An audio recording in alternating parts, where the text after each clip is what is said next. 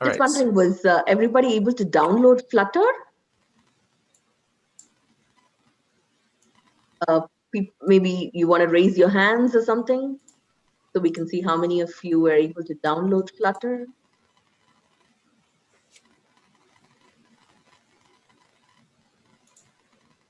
Okay, if you weren't able to, I think you can still use StartPad for now. But there's some things where like you'll need to kind of import files into it. So it might be a little bit difficult. And then if you do have issues with installing Flutter, you can just let me know if you have any questions and just let me know, what the errors are. I can, there's a link here. Let me see if I can find it. I'll send it here again. And then I can also link to some like troubleshooting articles, or not articles, like questions about it. Would it help, Lucas, if they were to, all of them go ahead and download it now? At least start the process, would it help? I think it takes a while to download or to set up.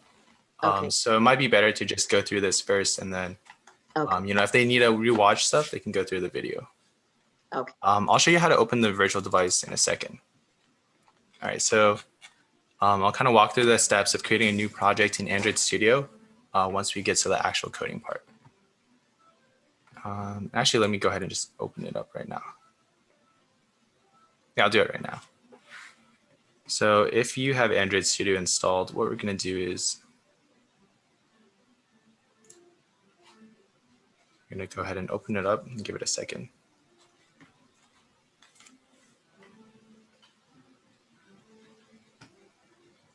All right, so what you do is after you've gone through the steps, and I think the video or the instructions show you, but basically you're going to have to install the Flutter plugin, which I already have installed, but if you haven't yet, you should be able to install it here. Just go through whatever it says, restart your Android Studio, and you should see this option to say, start a new Flutter project. Okay, and then we just go with Flutter application. And then we just need to fill this stuff out. So give it a name. I'm going to call it food app. I've done a few of these. I'll just call it 12. If this is your first time creating a project, it's going to ask you to set your Flutter SDK path. Basically what that means is when you installed Flutter, you have a folder, I think it's just called Flutter, somewhere on your computer. You just want to make sure to give it the path to that. So if you click the 3 dots, find the folder, hit OK, it should be working. Project location is just where your projects are going to be stored. So I would recommend creating a new folder for that. In description, you can just leave it however it is. Package name, you can leave that as default. If you hit finish, it should create the new project.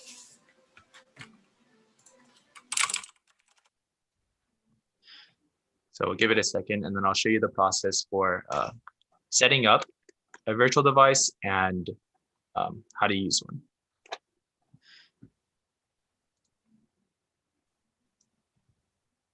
All right, so I created a new project, and we have this default code that is basically what we were looking at yesterday.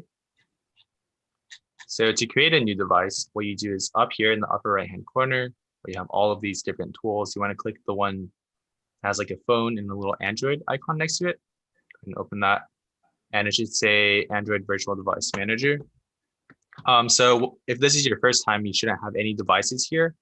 So what you want to do is you just say create virtual device down here, and then select a device. So generally, I like to go with the Pixel 3, just because it has like relatively good dimensions, or like common dimensions, but you can really just use any of these. I would recommend the later Pixel phone. So go with that, and then download a system image. That's basically just a version of Android. So if you don't have one yet, just hit download. It takes a while, but you can just do that and then come back after a few minutes for next. And when you hit finish, it should create it. Okay, so I already have one. I'm just going to cancel it for now. And I have it right here. So what you can do now, once you have it installed, is if you hit the play button, it should run the fun. And I think I already have it open. So I'm not going to do that. But once you do that, it should look like this. And yeah, it's basically just having an Android device that you can test on. If you do have a separate or like an extra Android phone, or maybe you have an Android phone, you can actually test it. So if you plug it into your computer, there's some setup steps that you have to do, which I won't go over right now. But I think if you look it up, you'll be able to find some resources on how to connect it. You'll be able to test on an actual phone, which is usually a bit nicer. It's a bit faster. All right, so once you have your phone out, in order to run your app on it, you just hit the screen play button up here, and it should start up. So it takes a while the very first time. I think I said that last time, but just give it a minute or two and it should load up. All right, so while my device is doing that, I'm just going to quickly talk about file structure and kind of like naming conventions. This might not seem super important. You can just create folders wherever, name it whatever. But when you're working on bigger projects or like actual projects that you want to release to the App Store, Play Store, you want to make sure that everything is really organized. And the main reason for that is just if you have a bunch of stuff and it's named like names that aren't really related to what it should be, or all of these have all kinds of different names, it can get really confusing really fast. So that's why we have folders and naming conventions. So obviously, I don't think this is like the only way you can do it as long as you're consistent, but this is how I do it. So the first thing is organizing your folders. So let me go ahead and open this up so we can look at the project files. And by the way, if you open up Android Studio and you don't see all of this, right, you see something else, maybe like this, right? What you can do is you can click up here where it says Android, or if it says something else, and just go ahead and go to project. So you're just changing the file view. All right. But yeah, so if we take a look at here, the main folder that we're going to be concerned with, at least at the beginning, is the folder called lib, or library. And this is basically just where all of your files for your screens are going to go. So you want to make sure everything is in here. We can see that we already have main.dart, and this is just the file that it starts on when you first start the app. So what we can do is, before we even add any files, we can just create some folders. So if I go back to here, we can see we have models, screens, utilities. Actually, we don't need both of these, but utilities and widgets. All right, so as we're starting out, we probably won't deal too much with utilities and models, mainly because that's kind of more for back-end development, connecting with databases and that kind of stuff. The main thing would be screens and widgets. So we can go ahead and just go back to here. And if you're not clear, screens are going to be the widgets that you're creating for a new screen. So like an account screen. In the last app that we did yesterday, we had a second screen that would go in there.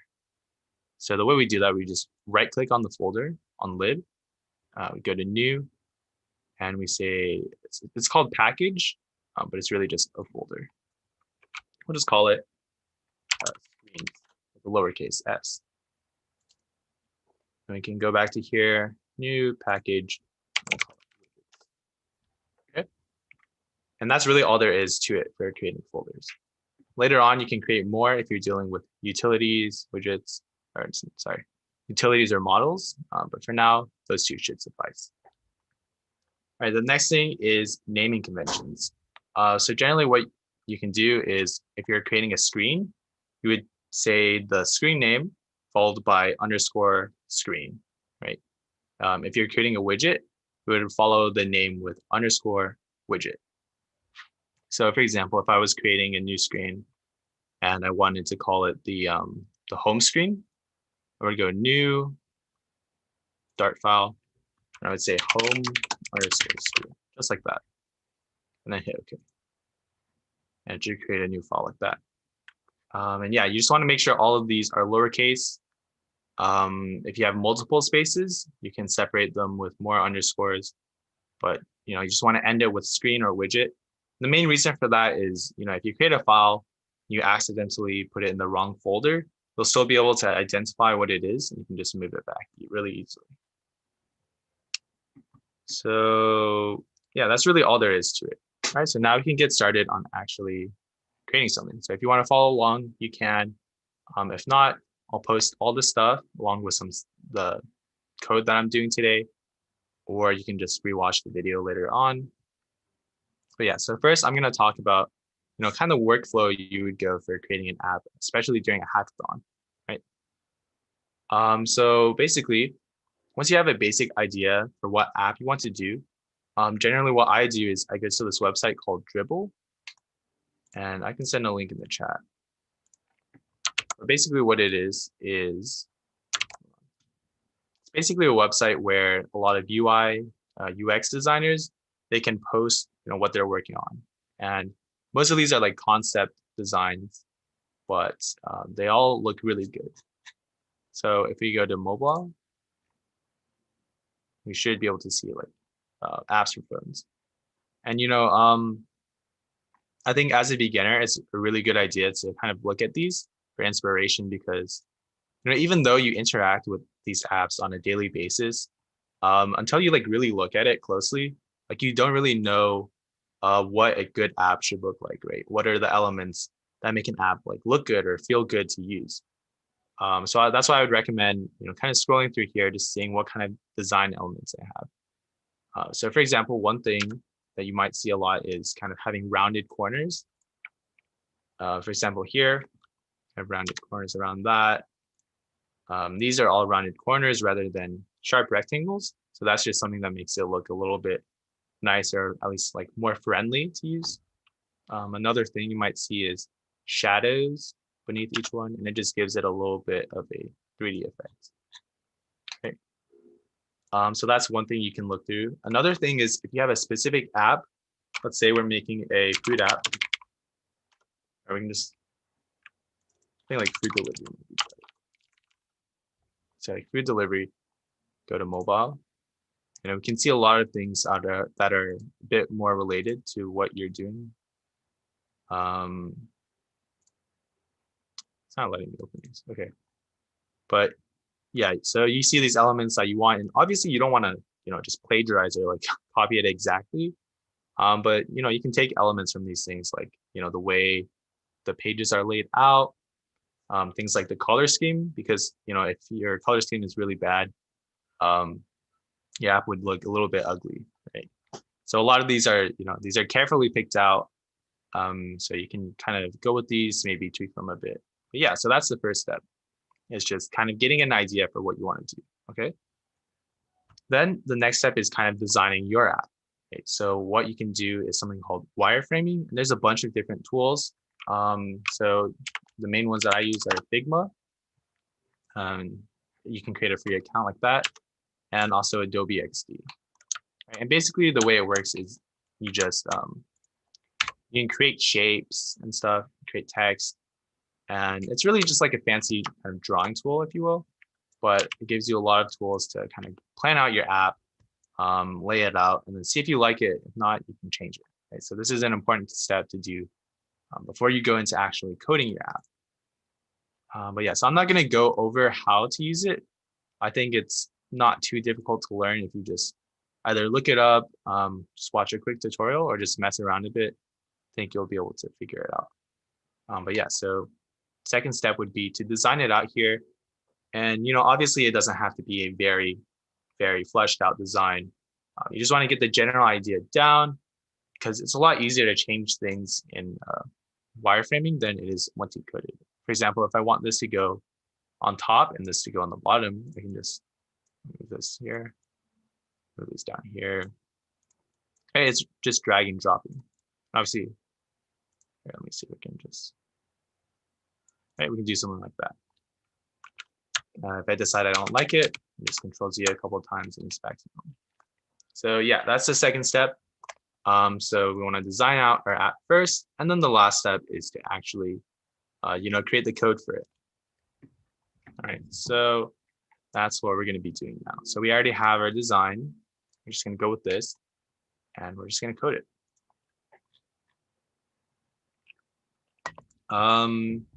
Yeah, so actually I want to talk about a few widgets before we actually go into the stuff. So images and creating list views. So images. So let's go ahead and just go back to this app, the demo app. We're just going to implement some stuff and test it out before we actually create something.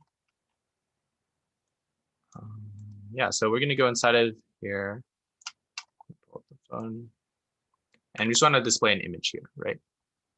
So using an image in Flutter it's not super complicated, but there's a few steps to it. So first of all, let me go ahead and get my images.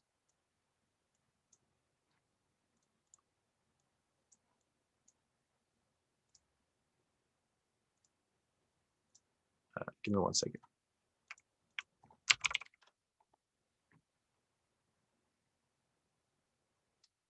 Not sure where I put them.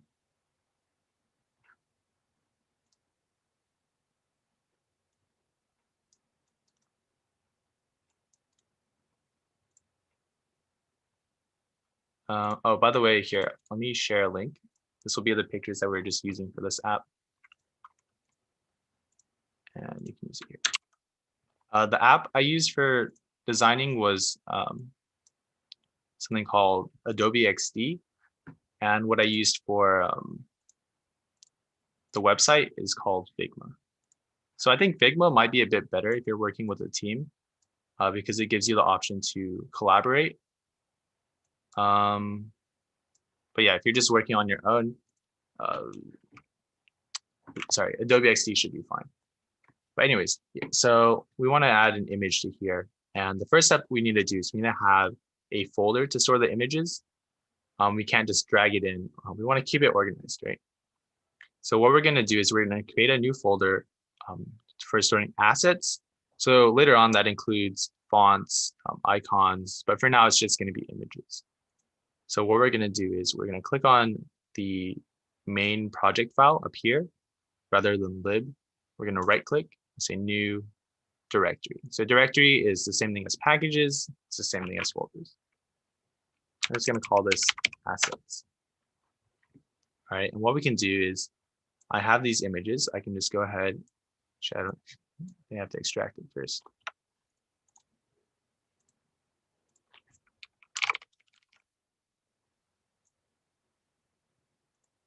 Give me 1 second. Sorry. All right, so now that I have these, I'm going to copy them and paste them into here. There we go. We have these images, but we can't use them just yet. And that's because with Flutter, what we need to do is we have to kind of give Flutter the path to the image so it knows where to find it. So the way we're going to do that is through this other file called the pubspec.yaml. Go ahead and click on that. We can see that this is written in a different language. It's not using Dart, Java, or anything like that. The good thing is we just need to add some things here just to basically say, hey, my image files are in this folder. Okay. So the way we can do that is if we scroll down here, we see a lot of stuff is commented out. We just want to go to where it says assets, and we can uncomment it just like that. So we just delete that.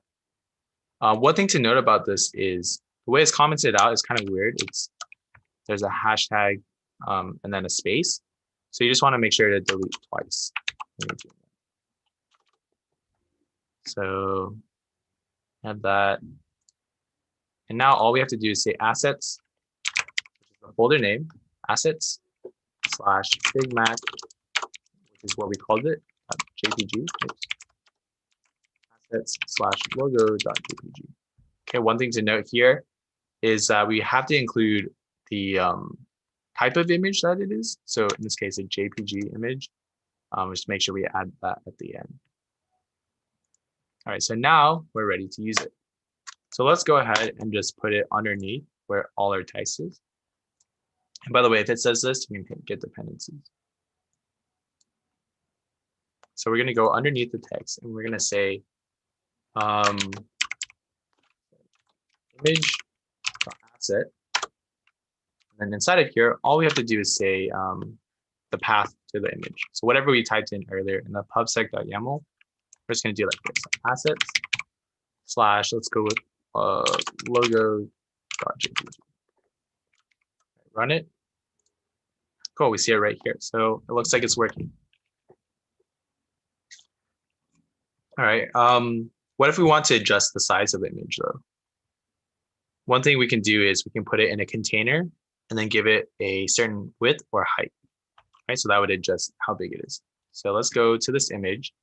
And if you remember from yesterday, the shortcut to wrap something with another widget is Alt plus Enter. And for Mac, I think it's Command or Option plus Enter, something like that. Anyways, we're going to say wrap with container. Let's go ahead and give it a height and width of 100. So we'll say width for the width property 100.0, height property 100.0. So now if we run it again, we can see that it worked exactly like we wanted it to. So that seems to work pretty well for images that are square, or for containers that are square and images that are square. But what if the containers ratio, the width and the height, is different from the images? So let's say we have a rectangle container, but a square image. Okay, so let's go ahead and do that right now. We're going to give the container a width of 200. And let's go ahead and give it a color just so we can see it. Color some blue. And run it. By the way, right now, you don't have to follow along for this part if you are right now. Just watch me do this, and then later on when we're actually creating the app, you can follow along there, because this is just explaining some stuff. But anyways, we can see that even though we changed the width to be double, we can see it extending here. It's blue on the outside. The image is still the same size. Okay. The reason for that is, Flutter is going to try to keep the image having the right ratios, the right aspect ratio. And even if it doesn't fit the entire container, it'll just leave it there. Okay. But if we wanted to fill the entire container, there's a couple of things we can do. So what we do is go to image.asset, and we're going to change the property called boxFit. So check it out. Sorry, the property called fit. I'll say boxFit dots. Okay, and we have cover and fill. These are the main ones. Let's go ahead and just try out each one. So let's say boxFit.fill. See what happens. All right, now looks like let me just adjust this. There you go. Now we can see better. So yeah, we can see that now it's filling up the entire container, but the logo or the image looks a little bit squashed. And that's because with boxFit.fill, what it does is it's going to try to fill the container or whatever it is inside it. But it's going to stretch out the aspect ratio to fit the container. So in this case, if the container is a rectangle, it's going to stretch out to be a rectangle. Now let's go ahead and look at the other option now. BoxFit.cover. All right, so again, it's filling and covering the entire container. But in this case, it's being cut off a little bit at the top and at the bottom. And that's because with the cover, what it does is it's keeping the aspect ratio of being a square, and it's going to get bigger, right? Basically, what it's doing is it's going to try to get big enough so that it can cover the entire container. But since it's keeping the aspect ratio, it ends up being bigger than it, and you won't be able to see the entire thing. So yeah. So with both of these, they both fill up the entire container, and you'll use each one just kind of depending on what you need it for. So for example, if we want to, if we're creating a background image and it doesn't really matter whether or not it's stretched, you can use boxFit.fill. If we have something like a logo or some kind of text that's on an image, you want to make sure that that maintains its aspect ratio. So you would do boxFit.cover, even if it cuts off a little bit. But yeah, that's images. There's also ways where you can add images from URLs. I'm just not going to go over that right now, but it basically works the same way.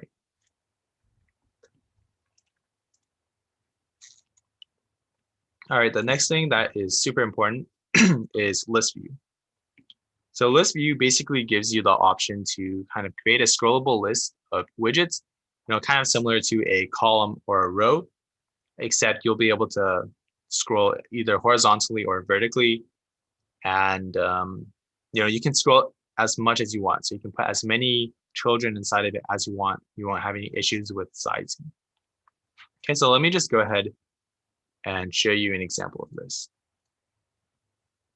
So let's go, how do we want to do this? Okay, let's go ahead and just create a lot of these images. So what I'm going to do is I'm going to cut the container. Oops. Don't know what I did. Cut the container, and we're going to create a new container. Okay, so this one is not for the image. The reason why we're creating a container is because Listview, it needs to be within something else to give it a height. And the reason for that is with Listview, it's going to try to expand as much as possible. So if you don't have something to contain it, it's going to give you an error, or you just won't be able to see anything on your screen. All right, so what we're going to do is we're just going to go ahead and say, all right, let's go with 400.0. Give it a child of Listview. Okay, so since it's just a Listview, we'll talk about Listview Builder in a second. But since it's just a Listview, all we need to do is children, right? And then we can put widgets in here. One thing to note is you can set the direction of the Listview by saying scroll direction, sorry, axis dot horizontal or axis dot. By default, it's going to be scrolling vertically, so we don't have to set that for now. So let's go ahead and this container, I'll paste it like 5 times, run it, and we can see, oops, that now we have 5 McDonald's that are really stretched out, but we can see that we're able to scroll a bit. Okay. One thing you can do if all of these are like touching each other and you don't want them to do that is, let me delete all of that. We can wrap the container with something called padding. So we say wrap with padding. We're just going to go with the defaults for now. Basically, what this is going to do is it's going to push whatever is inside of it in a little bit. So rather than expanding all the way to the edges, all the way to the bottom one, it's going to kind of give it a little bit of space, right? Or it'll like pad it a bit, if you will.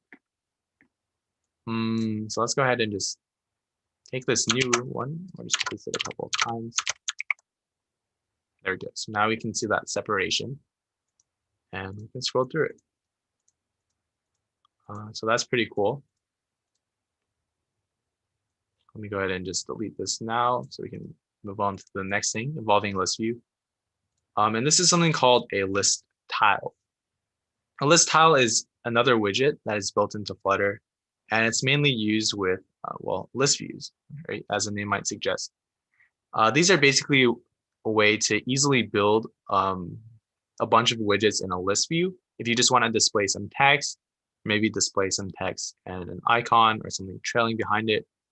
Let me go ahead and just show you. So let's say, let's just do this now. Let me just show you the properties as we go. So we can give it a title. Let's view item 1. Give it a subtitle. And then we can give it a trailing.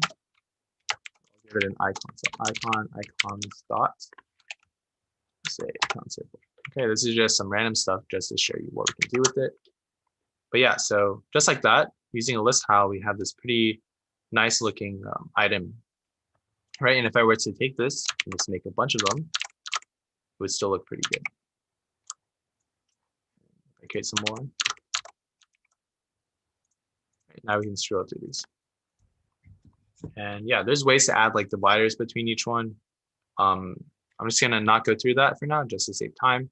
But you know, there's a lot of stuff you can do with list tiles, and we're gonna use that in a second.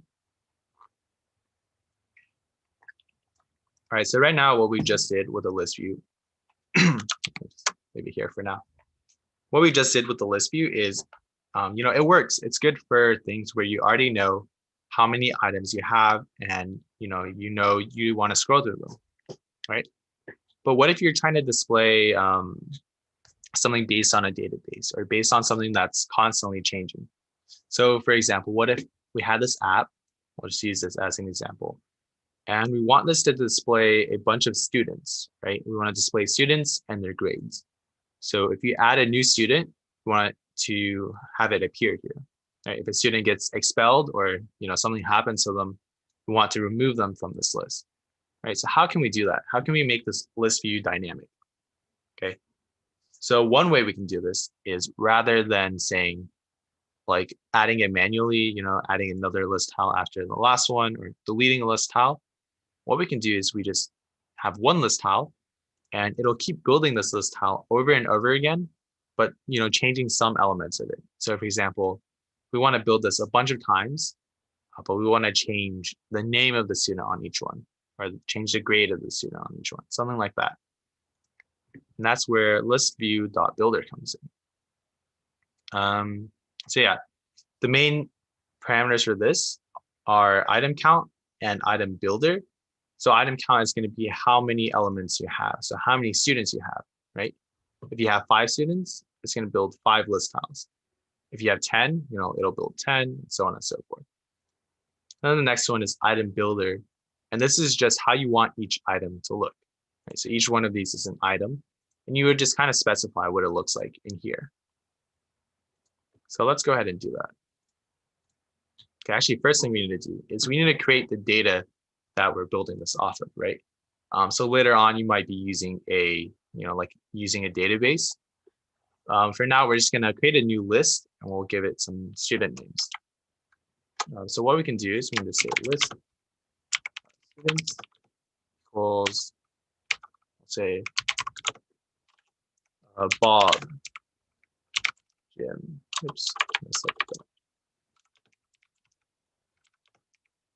Stephen.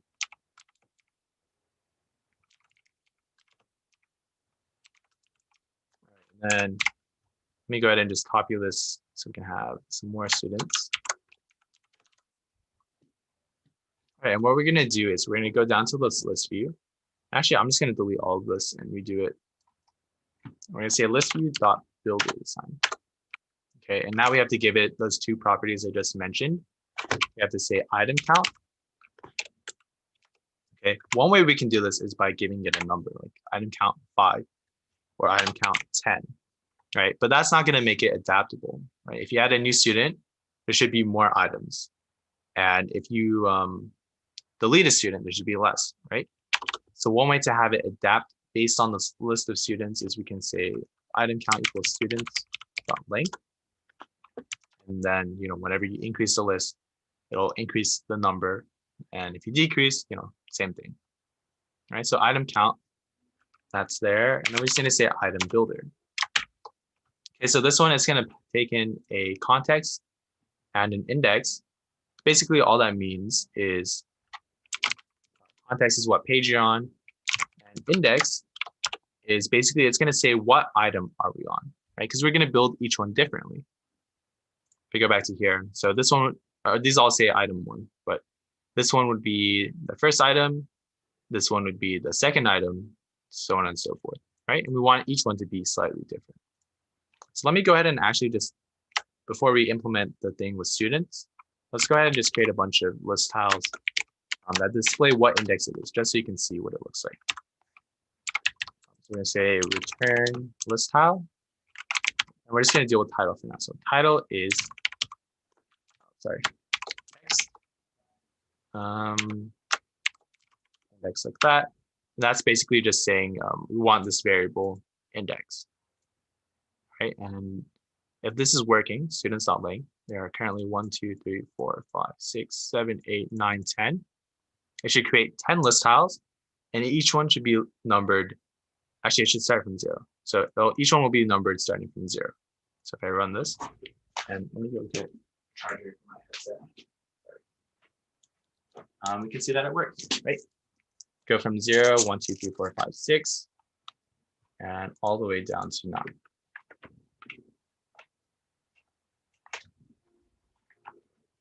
All right, 1 second.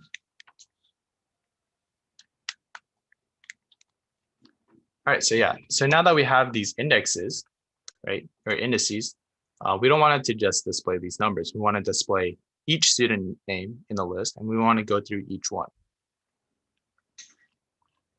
So what we can do is instead of saying index, we can call for the value of students at that index, right?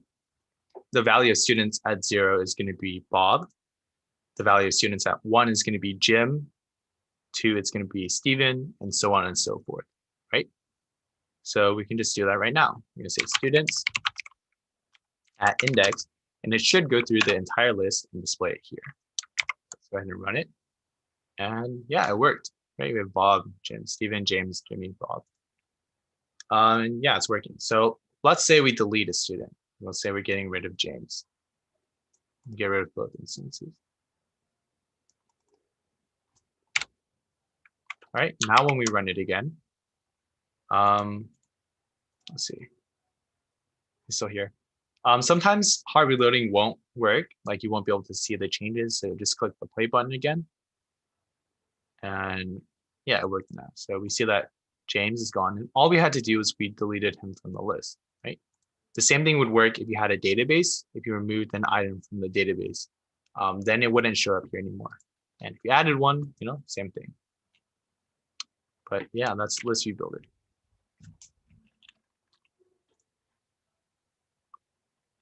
And then let's see, there's some more stuff, but I think that's enough where we can start building our app. So let's go ahead and take a look, and let's kind of see how we can translate these items into Flutter. Okay, so if you look at the top, these are just basic, and yeah, these will be posted. I'll probably email them or get them out to you guys somehow. There should also be a recording of the video, and I'll have a document that kind of has the same information. Anyways, so let's go ahead and just take a look at this design, and we're gonna see how we can implement it. So we can see at the top, we have food delivery app, and these are really just text, right? So we have the text widget at the top, followed by another one at the bottom. The only thing to note here is that the bottom one is a bit bolded. So we need to change the font weight on that. Otherwise, the size and everything should be the same. Okay. Then we have a little bit of space here. And for that, we can use something called a size box widget, which I'll show you guys in a second. Underneath that, we have another text. And here, you can see that we have images, and they're all, there should be multiple. So they'll be able to be scrolled back and forth like that. So for that, we'll be using a list view, right? So we'll be using a list view, and it's going to be scrolling horizontally. And in each one of these, we'll be using an image. Another thing to note is that these have rounded corners. So I went over this a little bit earlier when we were looking at signs online on Dribble. But basically, a lot of modern apps tend to use like these curved designs. And that's just, to make it look a little bit nicer, a little bit easier to look at. All right, so we have our list view here. Inside of it, we have these images. And then underneath that, another space. And then we have text, followed by another list view. Okay, and this has, we can see here, there's two main elements here. We have this column of text on the left, followed by an image. Okay, so this one might be a little bit complicated. But once you understand it, it shouldn't be too bad. It's really just going to be a container. Inside of it, we have a row with a column on the left and an image on the right. Okay, so once we implement that, hopefully it should make a bit more sense. Let's go ahead and just start from the beginning.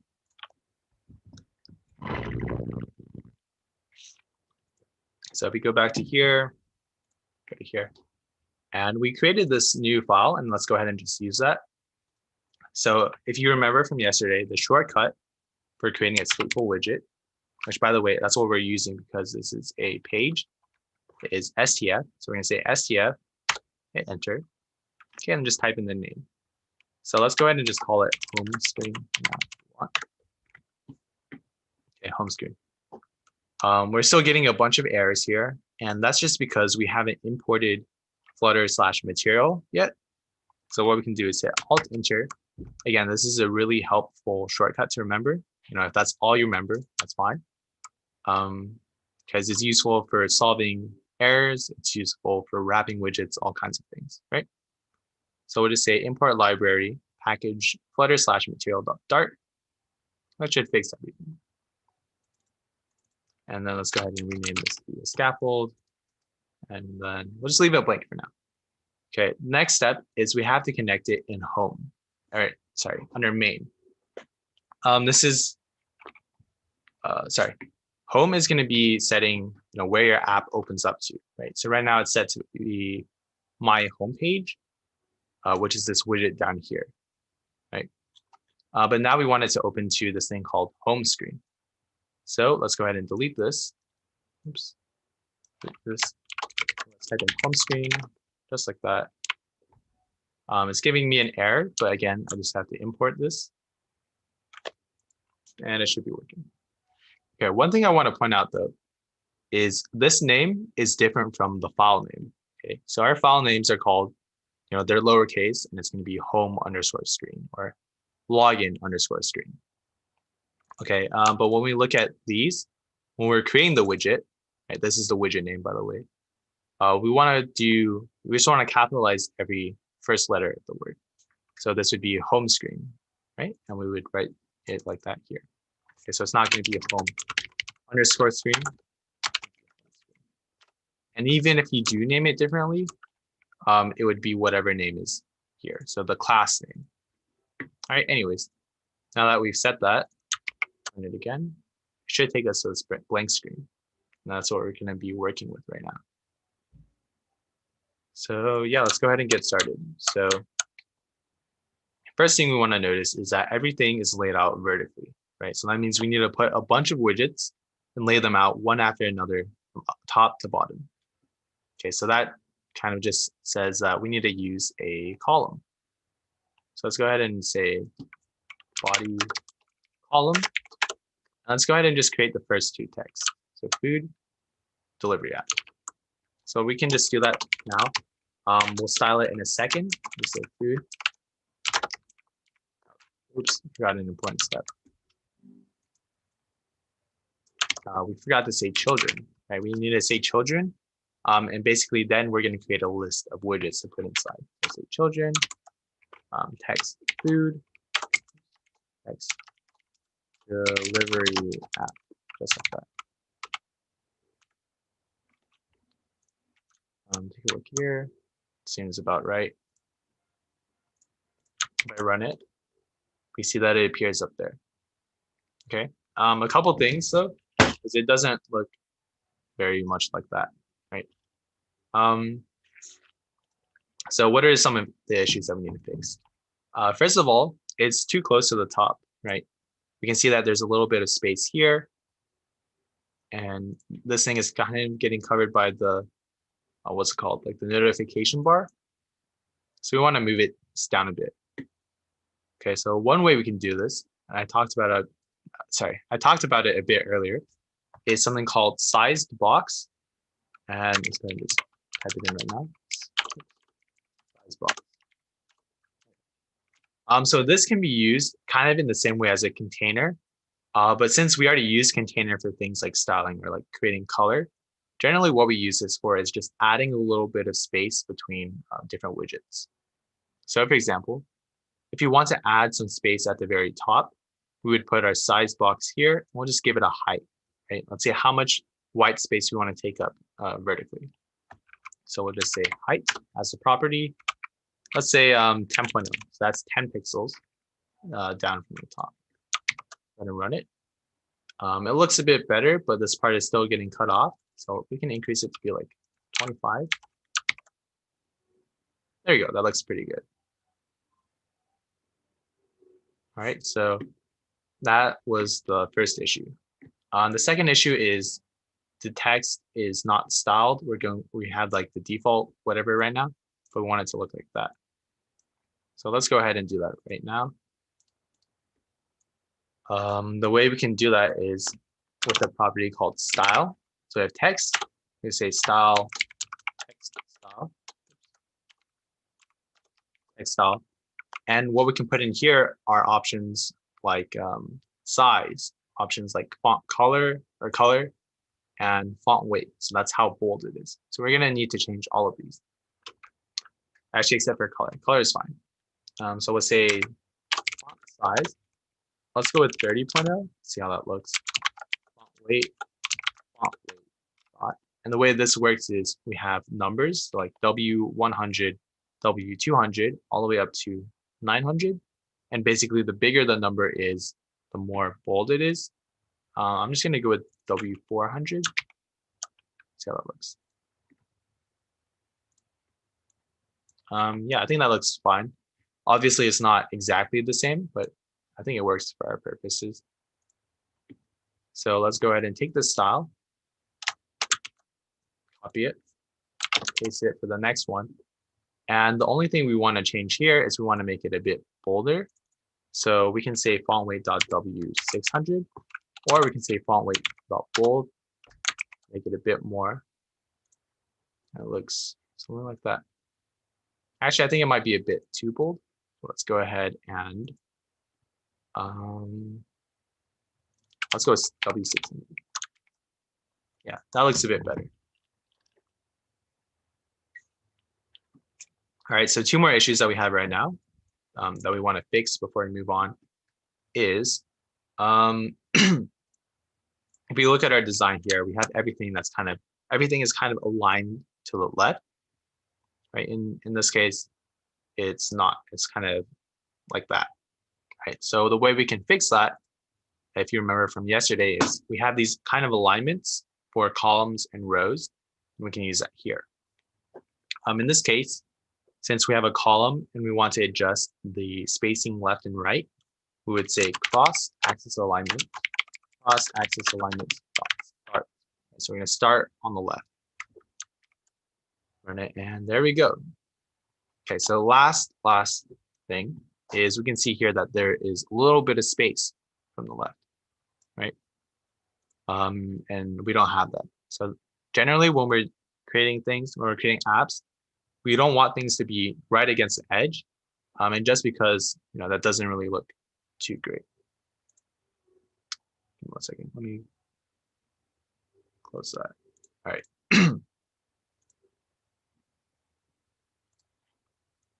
So yeah, one way we can do that is by adding padding. So let's go ahead and just, like we did earlier, we're gonna do Alt-Enter, wrap with padding.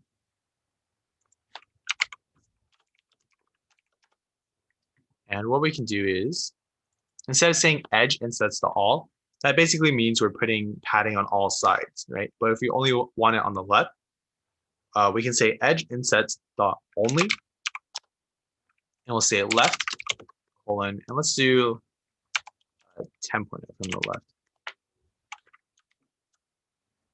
There we go. That looks pretty good.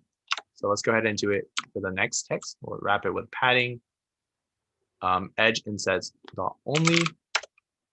We'll say left. And it looks like it's working. So if you go back to design, compare, it looks pretty similar, right? It looks good enough. So let's go on to the next step. So let's go ahead and create this next text. So we're gonna add some space, add some spacing here, do a text, and then do a list view. Okay, so let's go ahead and do that real quick. We are going to add another size box. Size box. I'm gonna go with 30. You can change it later on if you need to. Another text. What was it? Restaurants. Restaurants. And that's how you spell it. What I'm gonna do just to save time is I'm gonna copy the style and then I'll adjust it a bit. So we want it to be a little bit smaller. Let's go with 25.0 for the font size. And we want it to be a bit thinner. So we're gonna go with W400 for the font weight. Oops. So yeah, that looks a bit better. I think this one is a bit, actually, I think it's about the same. So yeah, now only thing is we don't want it against the edge. So we'll just add some more padding. Padding edge insets dot only and left, just like that. So we'll go ahead and add a bit more spacing on the bottom of that as well. Maybe a bit less than the last one. We'll go with 25. 25. And we want to create this list view, right? So a couple of things to note. Also, we're not going to be doing the text right now. We're just going to get these images down We'll see if we have more time at the end. But basically, we're just going to add a list view here. It's going to be scrolling horizontally, and we have these images. Okay, and these are going to be rounded. But first, let's just get this list view working. Okay, and list view. In this example, I'm not going to use listview.builder, at least for this one. But if you want to change this as you're going through it, you can make it a listview.builder if you want. I just don't want to go through the process of creating a list for all of these, especially since they're all going to be the same image anyways. So we'll say list view. Make sure to specify that it's scrolling horizontally. So let's say scroll direction, axis.horizontal, just like that. Okay. And then the children are going to be images. So if you remember from earlier, we're going to create a container just to specify the size of the image. And since we see that it's a bit taller than it is wide, let's just guess and say like heights 200 and width like 75. I don't know. We'll change it later on. And we'll say child image.asset assets/logo.jpg. And remember, we want it to fit the what's it called?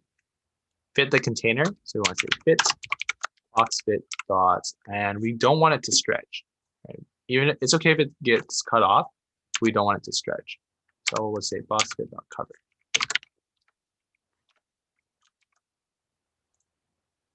So run it, and okay, so let's see. And it's giving us an error, and that's because I forgot to give the list view a height. Right? Remember, it's going to try to expand to fill what space it has.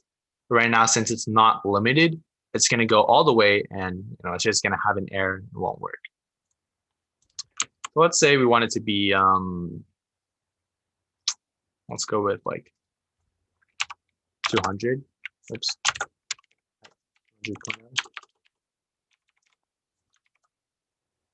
There we go. Okay, so looks a bit wonky. I think it might be a bit too short on the width. Go with 150. That actually looks a bit better. All right, I think we'll go with that. And now remember, if we don't want these images to touch, let me go ahead and show what it looks like right now. Right, it looks like that. And while they're being placed right next to each other, they're touching and it doesn't look good. So let me undo that. What we're going to do is we're going to wrap this with padding, and that's just going to give some space on all four sides. And we'll just copy that, paste it, see how that looks. All right, great. So if you go back to here, looks pretty similar. I think we can go with this. The only thing we have to do now is we have to make these corners rounded. Okay, so let's go ahead and do that. So to do that, we have to learn a bit more stuff.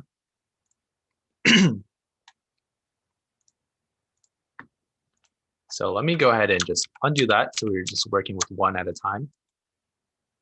And it's actually pretty simple. All we have to do is go under a container, and we're going to say decoration, create a new box decoration. And so this is going to be where you're putting things like color, shape, and what we're dealing with right now, which is border radius. So what we can say is under box decoration, we're going to say border radius dot circular, and then just give it how round you want it to be. Let's go with 20. Okay, so now if we save this and run it, you see that, well, it didn't do anything, right? Why is that? Let me go ahead and just create a new container without an image. Oops, let's just copy this. We're going to create a container without an image, but we'll color it and kind of just see what happens and why this one is not cutting it. Let's go ahead and make it red. All right, we can see that here, clearly the edges are rounded, right? And it looks kind of how we want it to be, but with this one, it's not. So the reason for that is with the image, even though it's fitted to the container, right now it's not fitting to the radius, right? So even though the container underneath this is going to be rounded just like this, the image is still being placed directly on top, and its corners are still going out of the bounds.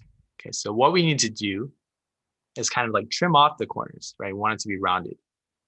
And luckily, there's a widget for that called Clip R Rect. And what we can do with that is really all it does is it's going to kind of cut off the edges or clip them, if you will. So if we go to the container, hit Alt Enter, and we're going to wrap with a widget. In this case, since this isn't a widget that you'll be using too often, it's not going to be here by default. But what we can say is wrap with widget, and then just rename it. Clip R Rect, like that. So I'll delete. Actually, I'll leave it there so we can compare it. Oh, oops. I forgot to give it a border radius. So the only property that you have to give it is how round you want the corners to be again. So we're going to say border radius. I just want it to be the exact same as what we did for the container. In this case, it'll be border radius dot circular 20 pointer. Run it, and there we go. So it looks pretty much how we wanted it to be. Right. And actually, I think each container could be a bit wider. We'll go with like 175. Oops. Let's change this one. 175. Let's get rid of this. And this and paste it a couple times. And there we go. That looks pretty good.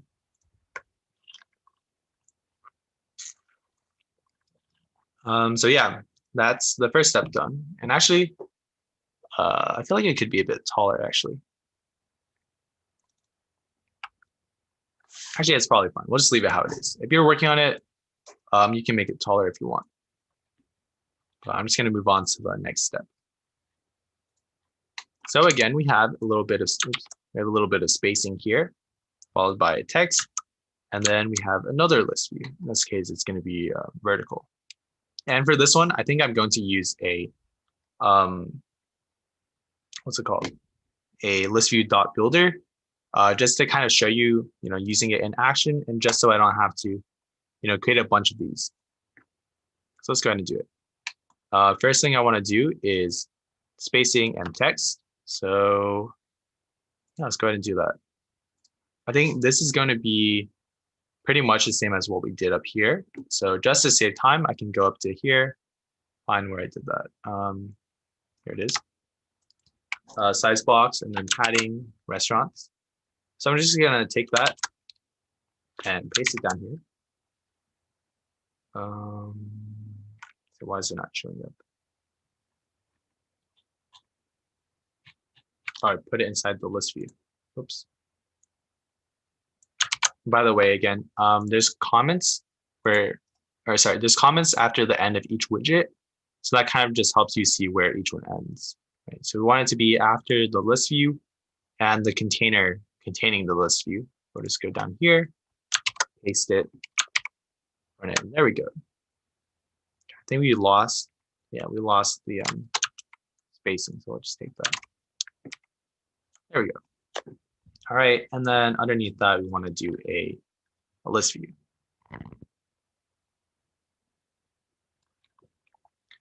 So for this list view, we're going to do something a little bit different.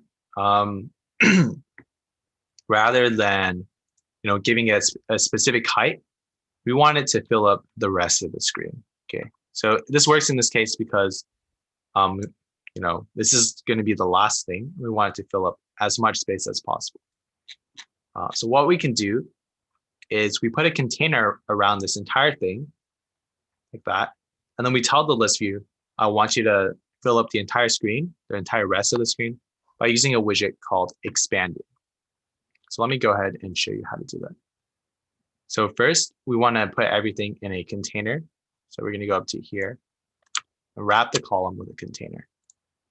All right, and what we want to do with this is we want the width to be the width of the screen, right? And it's going to be, it's going to adapt based on whatever device you're using. It'll always adjust. And we also want the height to be the height of the screen. So it's actually pretty simple to do it. All we have to do is say height. And rather than giving it a hard-coded number like that, we say something called media query dot of context. So it's basically getting, the context, what screen you're on, what phone you have, media query dot of context dot size dot height. Okay, and that's going to give you the value for how tall the screen is. You do the same thing for width. You say media query of context size dot width. All right, so we see that nothing has really changed yet, but this is going to allow us to use our expanded.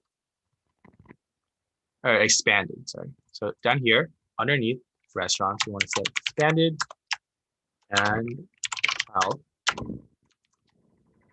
list view. And oh yeah, we want to do a listview.builder. So let's go ahead and go to the top. And first thing we need to do, we need to create our list. So we'll say list restaurants. And all we're going to be doing is changing the text for the restaurant. Obviously, if you want to do more, you can create another list for each item. But just for the sake of time, I'm just going to be dealing with restaurants. So we're going to say list restaurants equals McDonald's, Burger King, what else? Pizza Hut. One more, like Panda Express or something. That should be enough for now.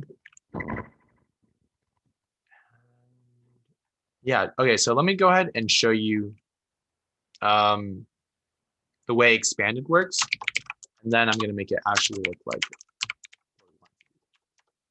Okay, so again, we're using a listview.builder.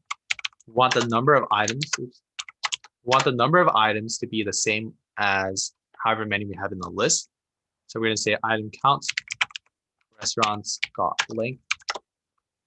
Okay, item builder is what we want it to look like. We have to pass in context and index. For now, I'm just going to create a bunch of list tiles. Again, like I said earlier, list tiles are just super easy to use because you can just say title, or you can say subtitle, right? And you can just display it. So what I'm going to do is I'm going to say list tile title. And we want it to be what do we say? Restaurants at the index. It should be return. Okay. Return list tile should be the restaurant. So there we go. We can see that. We don't have enough items to go all the way underneath, but we can see that based on these little things, we can see that it expands and fills up the rest of the page. Okay, so that's all I really wanted to show you. Now let's go ahead and do this part. Okay, so let's take a look at this and see how we're going to break this down and how we're going to implement it in Flutter. So if you take a look here, you see we have a container, and this is going to be rounded. It has a little bit of shadow. I'm not sure if I'll cover that today, but it's not too hard to add. So it has shadows. And then we can split this up into two halves, right? One on the left, one on the right. So since these are laid out horizontally, that means what we're going to do is we're going to use a row. Okay, but then we'll also notice that we have a bunch of text on the left, and this is laid out vertically, right? So that means we have a row first. Within it, we have a column and then an image. All right, so hopefully that makes a bit of sense. Let me go into Android Studio, and let's just make that. So instead of returning a list tile, we're going to go with a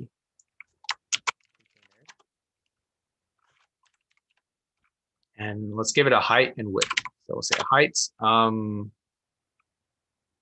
don't know, like 150. That might be a bit much. 125, who knows? Width, we want it to be pretty big. We'll go like 420. And for now, let's just give it a color, just so we can see it. Okay, that is a bit. Actually, let's add padding so we can see it.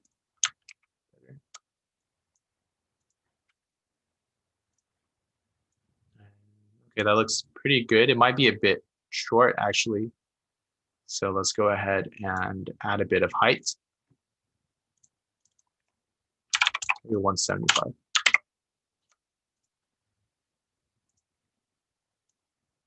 Yeah, okay, that looks pretty good. So we'll go with that. And yeah, let's go ahead and add the row inside. We'll add the text and the image. So inside of the container, what we want to do is want to say child row children, right? Because row contains multiple. And inside of it, like I said, on the left, you're going to have a column. This is just going to be a bunch of text. So let's just take a look. So best price, Big Mac, the restaurant name, which is going to change, and the add to cart. So let's just type that all out. Best price, text, Big Mac. This is going to be the restaurant name. So this is going to be dynamic. Right? Index. So we're going to say restaurants at index. The last one is, hopefully I didn't miss any. We'll check it in a second when we run it. Okay, so on the left, we have a column. On the right, we have an image. So let's go ahead and do that. We'll give it a container. And we'll give it a height. Let's see, we want it to be a little bit less, I think, than the container. So let's say height 150, 50. Child, we want it to be asset.image, asset.image. Sorry, image.asset, my bad. Image.asset, and this one is going to be assets / Big Mac.jpg. Run it, and there we go. Okay, so it looks really bad right now, but we can fix it really easily. So first things first, the image is not really the size that we want it to be, and that's because we didn't do fit. So we can just do fit dot. And I think we want it to be covered so it doesn't get stretched out. Yeah, I think that looks fine, and it'll look better once our container is white. It'll blend into the background. All right, the next thing is we can see here that these are on opposite sides. So they're pushed apart as far as possible in the row. What that means is what we do with the row is want it to be main axis alignment dot space between. And there we go. So that looks pretty good, or at least a lot better. The next thing we want to do is we want to make this text look better. Okay. Actually, I think it might be easier. No, never mind. So we can see best price. It's kind of small, kind of thin, and it's lightweight. This one's bigger and a bit more bold. This one's kind of the same font as that. Then we have add to cart. So let's go ahead and do that. We'll also add spacing as we go. So best price, let's go with style, font size 15 font weight, .w 400. That should be good. See how that looks. So it doesn't look too different, but we can go with that. Big Mac style, text style, size. Let's make it 30.0. Font weight .w 600. Okay, that looks about right. We also wanted to add a bit of spacing here, so we'll say size box height, and we'll go with like 12.0. It's a random number. It looks all right. McDonald's, we want it to be let's go with the same text style, even though it's slightly different in the design. It's fine to change as we go. And another thing to note is that as we're scrolling through these, even though the other ones are the same, we can see that the restaurant is changing. Right? Okay, cool. And then the last thing is add to cart. How does this look? We can use the same font for that as well. Let's go ahead and just copy that, Do that. Okay, so I think we styled the text. We need to add some spacing here, actually.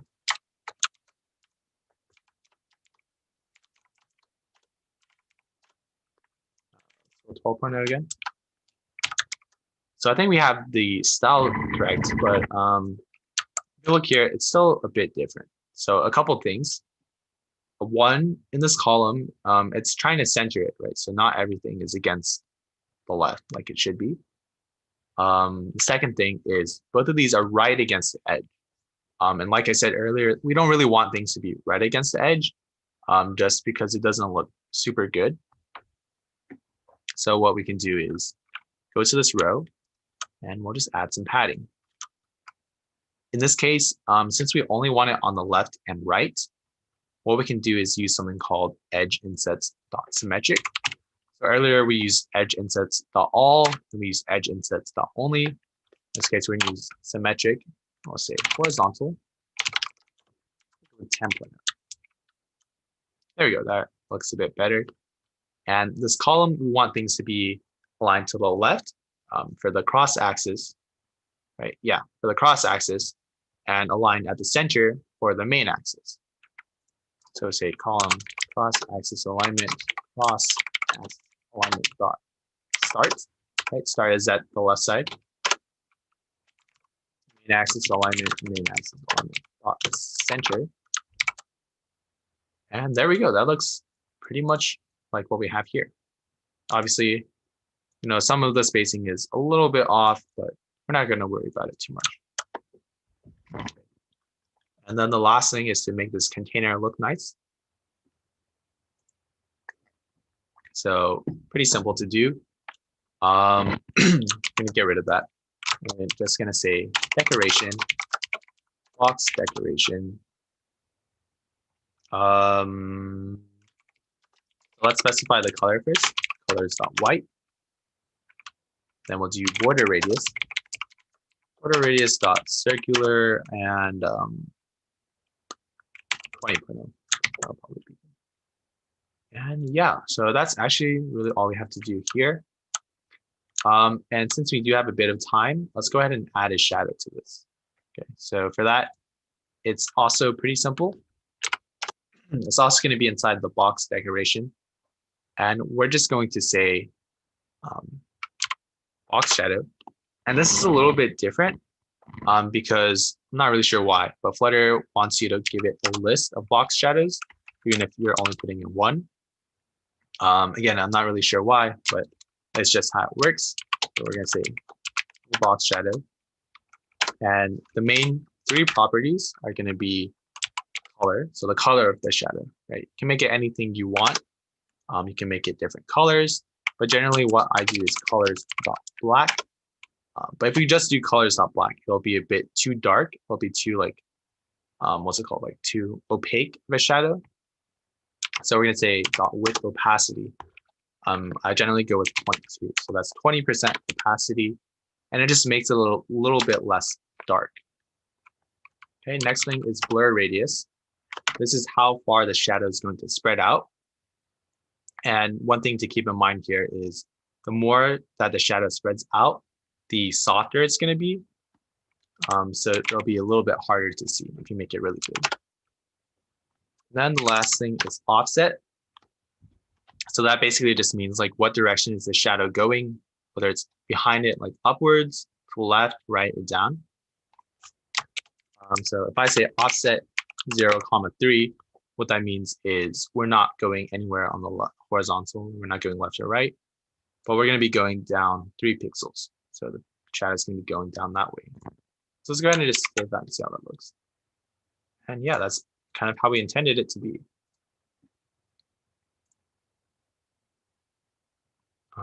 Yeah, and I think that's really all we have to do. So we have our food delivery app. All right, so I know I went like really quickly on this. I just wanted to make sure we could finish all of this in time. But yeah, let me know if you guys have any questions on this. And again, the video or the recording of this will be posted. I will be sending out documents with all of this stuff, as well as kind of instructions, I guess, and stuff to work on for that. But if you guys have any questions, let me know right now, or you can like message me over email or Discord, something like that.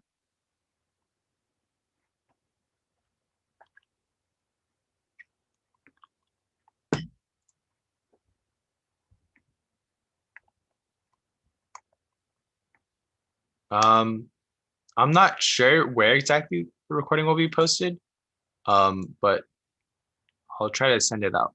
I'll try to get it sent out. Oh, one more thing. So kind of like an assignment of sorts, this will be sent out. But obviously, since we only had 2 days to learn, like basically all the basics of app development, we're not able to get through like every single detail, right? And before your hackathon, you might want to practice a bit more. So there's these two really good videos by this guy called Marcus Eng. And basically he walks through the entire process of creating an app, or at least the UI portion, right? So we can see in this video, he goes through creating an entire, pretty professional looking chat app. And then there's another one where he goes through making a traveling app, right? And both of these are very professional, and I highly recommend checking these out and kind of following along with those. They are an hour long, so you can just break it up into a couple of coding sessions, I guess. But I think you learn a lot from these, and there's a lot of elements. So like these list views or these items in the list views, or using a chat, right? That you can kind of reuse in your hackathon if you want to, at least a general concept, so you know how to do it. But yeah, so I will send these out as well. And yeah, so definitely let me know if you have any questions, and try to practice on your own with these. And if you get through these and you want to do more stuff, something that I would recommend doing is kind of, taking apps that you've already used before, things like Instagram, Amazon, Netflix, and, just try to either clone them or maybe redesign them, make some slight changes and just try to make it in Flutter. But yeah, so that's all from me. Let me know if you guys have any questions.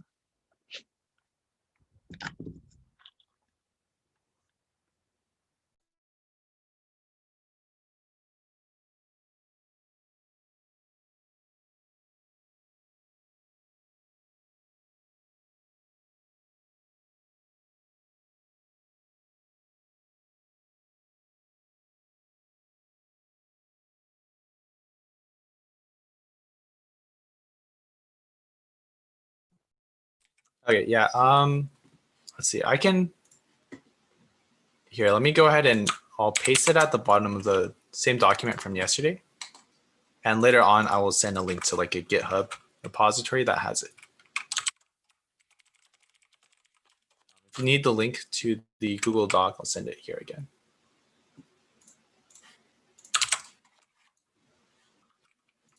Oops. Let me send it here.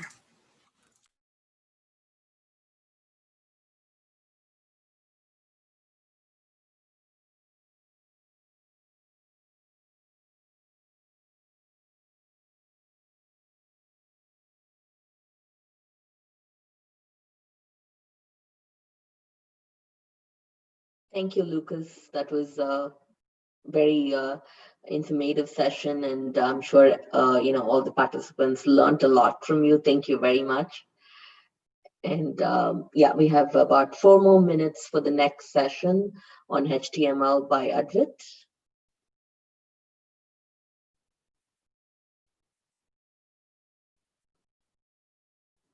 Participants, if you have any other questions, anything else relating to the hackathon, you could use this time to ask as well.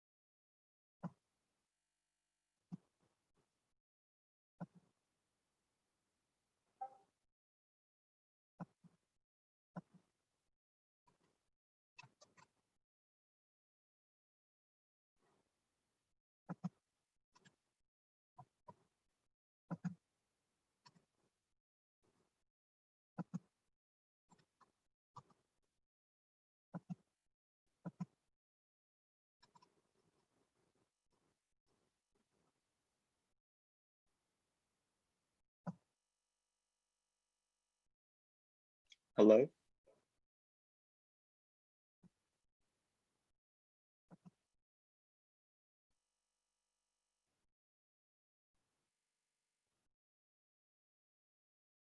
Hi.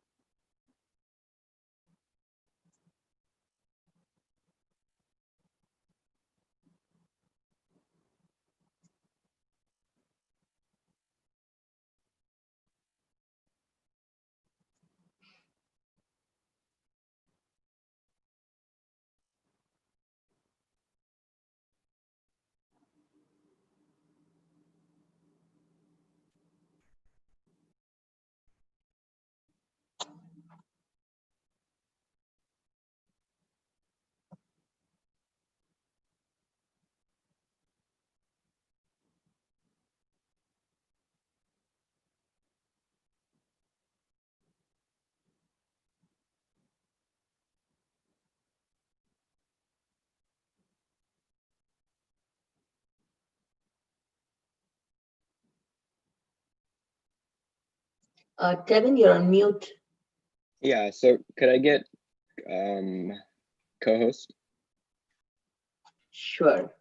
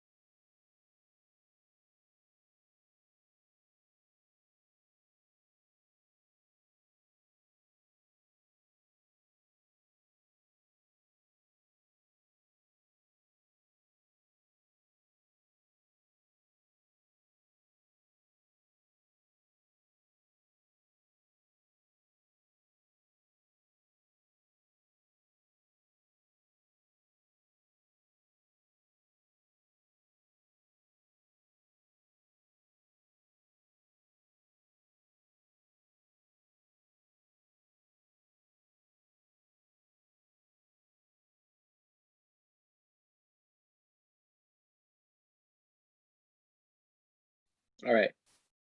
So can we get started now? Yes, yes, Devin, you can get started. Yeah, you have co-host now, right? Sorry, that took a few minutes. Yep. Yeah. You're Hello, again my on name mute. is. Yeah. Hello. Can you hear me now? Yes. Yeah. So hi, I'm Tevin. I'm from Valley Christian High School, and I am going to have you guys learn more about HTML. But today we're going to talk a little bit more about what makes HTML look nicer, and that is a thing called CSS. So I'll go ahead and share my screen here, and we'll just get right to it.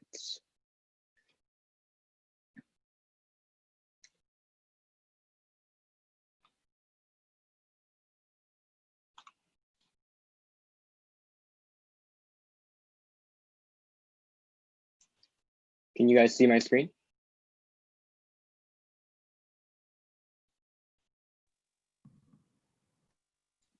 Okay, great. All right, so also, by the way, there's going to be a small Kahoot at the end of this session. So if you want to pay attention, you guys can try to get first place on the Kahoot. So we're just going to go over this really quickly and we'll get started with the coding. So what is CSS? CSS stands for Cascading Style Sheets. So it's like kind of like you're styling your HTML tags so that they look not nicer. And it shows how like the HTML elements are displayed. And it's used with a .css tag at the end of your file in order to show that it is a CSS file. And it's kind of like, I would say, the art of HTML because you're able to do so much display work with that as well. Fog you.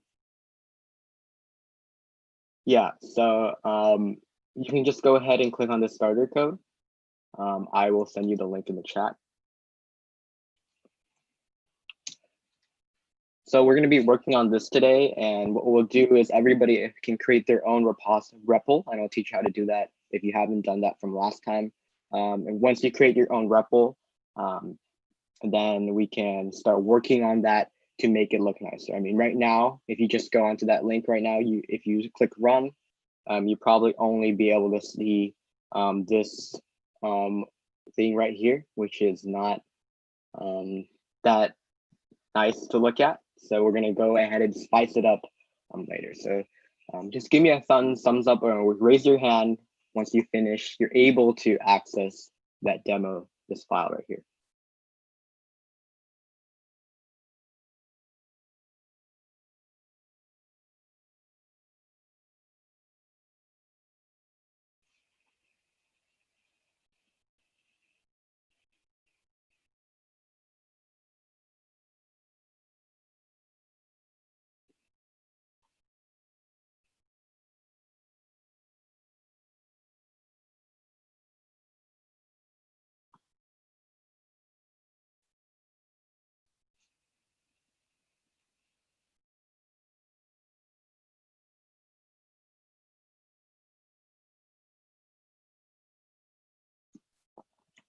All right.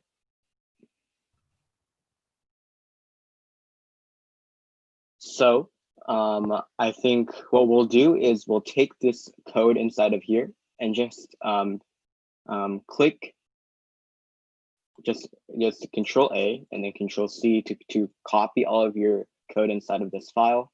And what we're going to do is we're going to go back to the home page. So yeah, I'm not sure if the interface for you guys, you need to create an account or something, but then you can just go here and then to your home page if you already have a created account, create a REPL, all languages, HTML, CSS, JavaScript, and then you'll just get a blank interface for working on it. So you're not editing the file that is the starter file. So then you just, in here in the index file, what you can do is just remove all the code and then paste in what we have right now. So this is just the basic HTML code that we're going to work with today. So just give me a thumbs up as well. Raise your hand if you can. If not, just private message me if you're able to access it.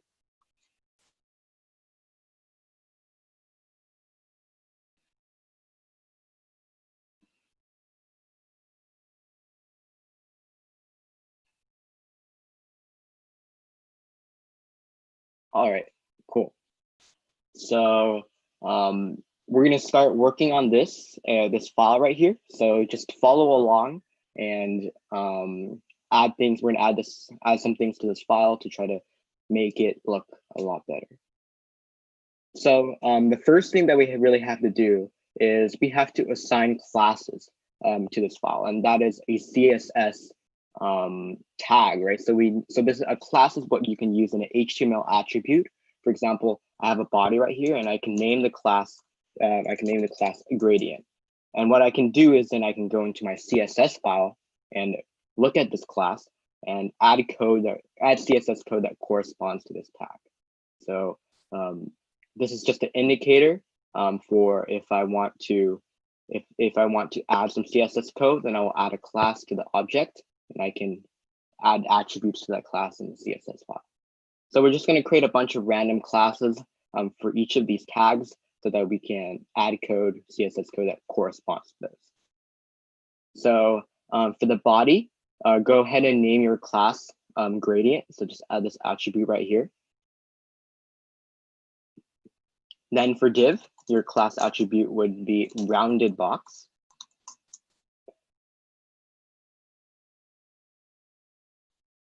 For H1, your class would be title.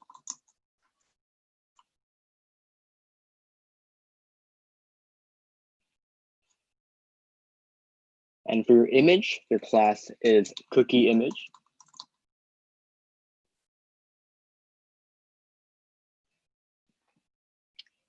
For your P, which is your body text, you can do just a simple class body. For the button, you can have a class cookie button. And finally, for your P tag over here, you can have class is equal to body2. So that should be all the classes you can add in this specific file. Give me a thumbs up if you're able to finish these classes.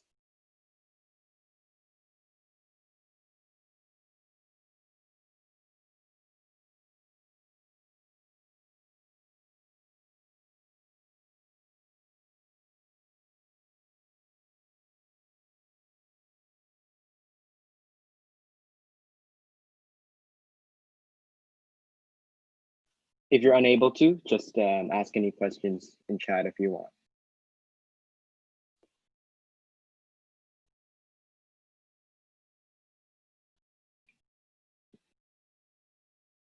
All right, cool. So we will get started on adding the CSS code now. So now that we know that, oh, we can reference this class that is in our HTML file, now we go to our CSS file that's automatically generated for us. And we say, oh, we named this class gradient, so we want to add attributes to that. So how we do that in CSS is we do a dot and then the class name, then brackets, curly brackets to represent that we're going to talk about the specific gradient class inside of our CSS. Now, the purpose of this itself is to make sure that we can get a good linear gradient so that it looks like a really cool background. And one of those attributes to change your color of the background is actually very simple, it's background. So that's how we really add an attribute. You take the name of the attribute and you put a colon next to it. And then your background, since we want a linear gradient, we can use the linear gradient function. And the stuff we put inside of that function is the first one. It determines the direction of the gradient, how it moves between the two colors. And for this example, I'm just going to do to right. I want it from the first color to the second color, from left to right. Then what I can do is I can then add my colors. So here's my colors right here. And then a semicolon at the end. Yeah, so if you want to just take a moment to copy this, You can put different colors if you want, or you can just stick with the ones that are on the screen. Anything is totally fine. So now if I were to actually run this code, look, now I have the ability to see this gradient in the background.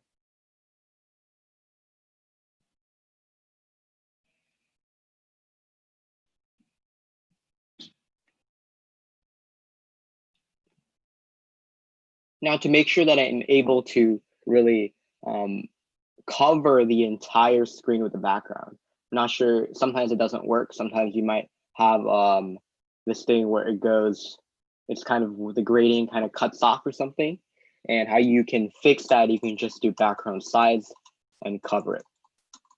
So the whole background is covered by this linear gradient.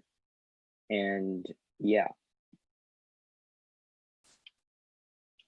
So that should be it for our gradient one. So that just shows you how you can create a cool linear gradient inside of the entire body. Is there any questions so far?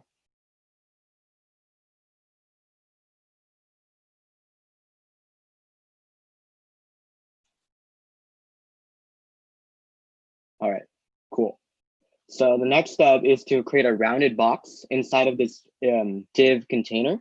So we can have this entire thing covered in a rounded box so it looks nicer and it accents from the background. So it's very simple. We can just add another attribute to our class rounded box.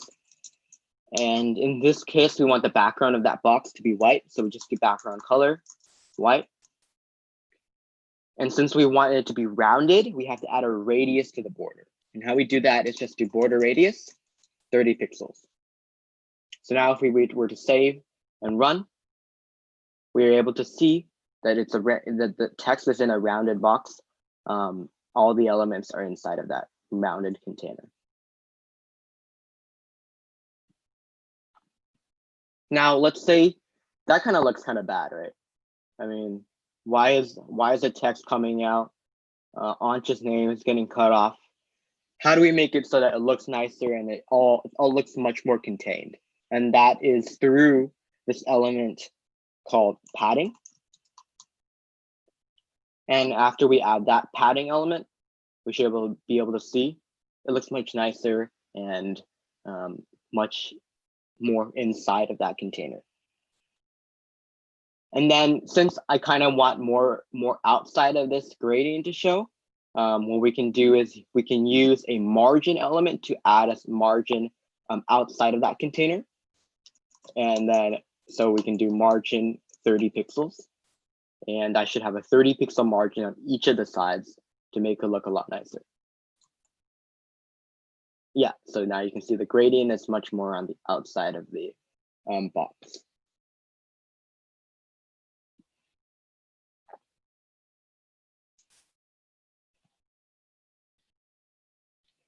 All right, now I want to have a consistent font, right? So maybe I don't want this specific font right here. I want a different font that I can use, and you can use those attributes. There's an attribute called font family that allows you to do that exact thing. So I can change my font family to something else. For example, I'm going to do Helvetica. And what that allows us is it changes all the fonts inside of those containers, inside of this entire container to that font. So now if we were to run, you can see that the font has now changed to that. Any questions?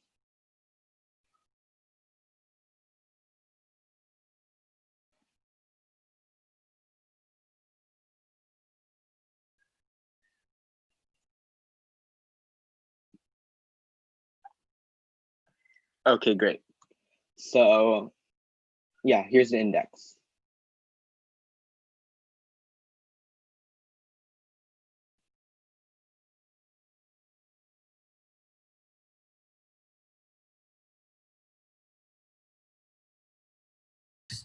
Can you go back to the other page to the style CSS? Yeah. Thank you.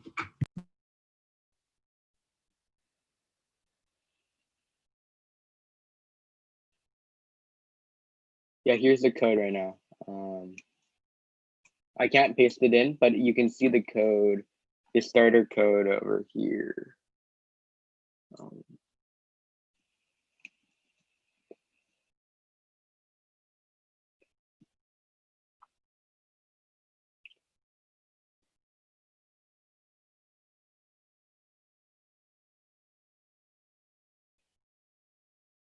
Try to also create your own so you get the process of creating it as well, because it's important that you can edit it on your own. So if you were to go in right now, you probably won't be able to, you probably will be editing my file. So just try to edit your own as well so you get that experience.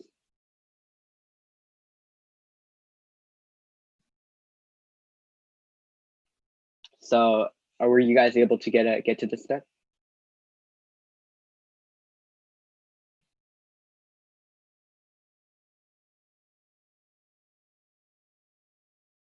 All right, cool. Yo, I have a question. So yeah, go ahead, Michael. My background linear gradient isn't working. Like I have everything down what you like you said, but it's not working. Yeah, so in your index file, did you add this class right here in the body?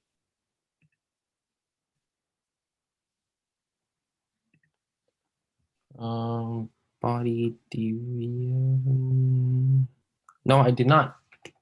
Yes, so you have to make sure you add these classes so you can tell the browser, oh, this gradient has to go with this CSS right here. So just connecting that HTML with the CSS.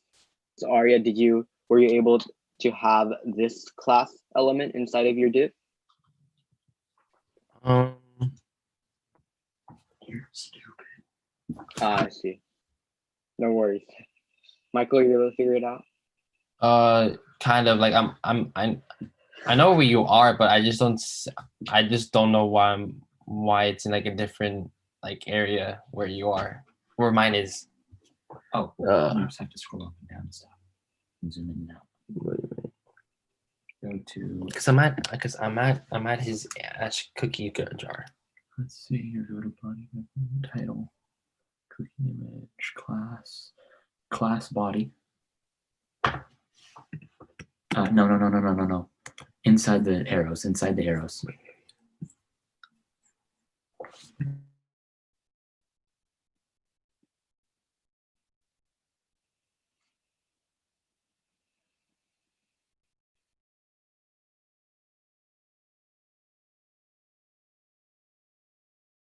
All right, so I think we're going to continue on and make sure you add these classes in, because if you don't add those classes in, you won't be able to connect that with your CSS code, and therefore none of the styling will show up. So the next thing we want to do is, for example, what if I don't want it to look like this? I don't want it to be left aligned.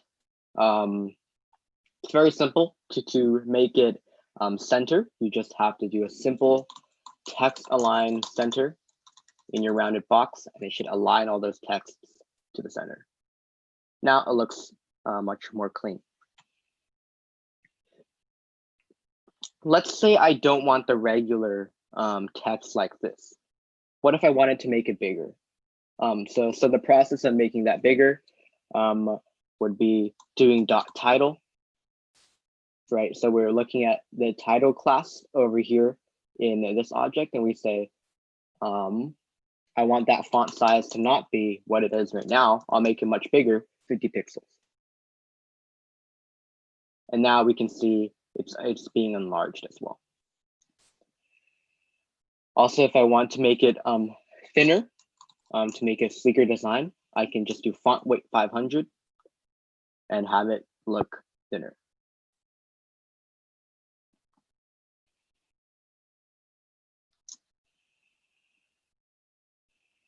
Same thing with my body class. So does anybody want to say how many pixels you want the font size to be for the body? 25? Sure, let's go 25. And then the weight.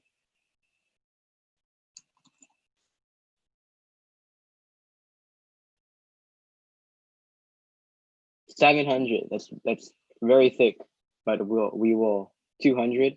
I think 200 might work better because it's body text. See, if we were to make it 700, it kind of overlaps the text a little bit, although it looks kind of nice too.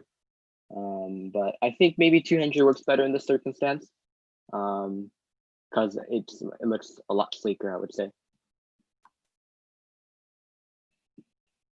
And then we can then, I'm pretty sure that looks pretty cool for our cookie jar right now.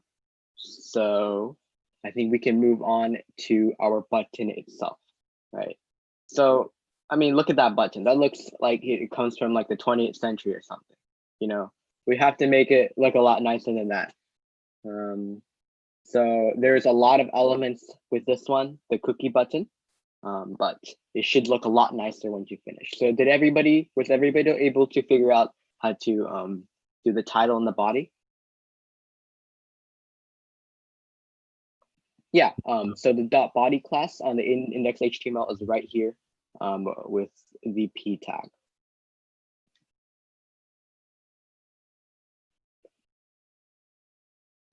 Can you go back to the CSS? And tell them the problem you're having with the other stuff too. It's fine. Man.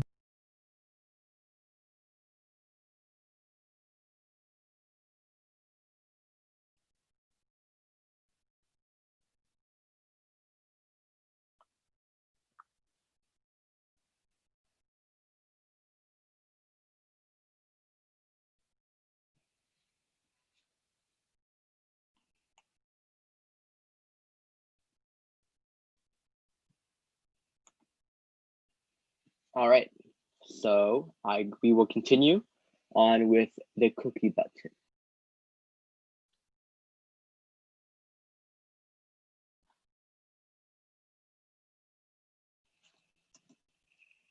So for our cookie button, what we want to do is first, this is kind of too small compared with all of other text. So let's change it to a font size. Does anybody else want to shout out a font size? What do you want it to be?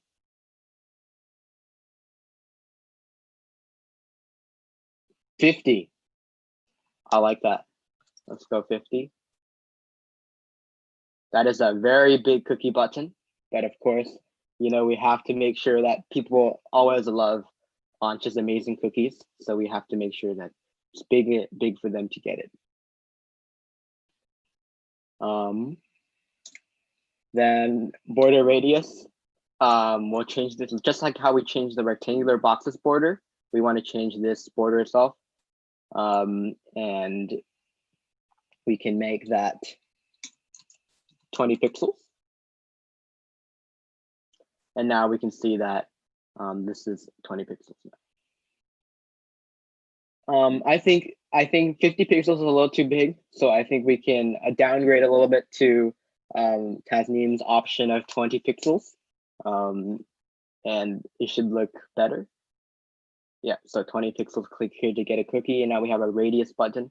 I think border radius is one of the cool things about CSS. It really like accents a lot of your designs right now, especially with Apple and everybody using a lot of these like circularly rectangular boxes in their designs. Looks pretty cool. So then after border radius, you can, this is kind of looks, the amount of spacing between here is kind of whack, right? So what we want to do is we want to accent that padding a little bit. And what we can do is just, instead of just doing padding 30 pixels, we kind of want the left and the right to be more than the top and the bottom, right? So we can't just simply do a padding element, because when we do that, everything's accented. And now that looks way too much on the top, right? So what we can do is we can do different padding elements for each side. So for left and right, padding left, and how we do that is a dash left. Padding left, we can do 30 pixels. Padding right, we can do 30 pixels. But maybe on the padding top, we only do 10 pixels. And padding bottom, 10 pixels.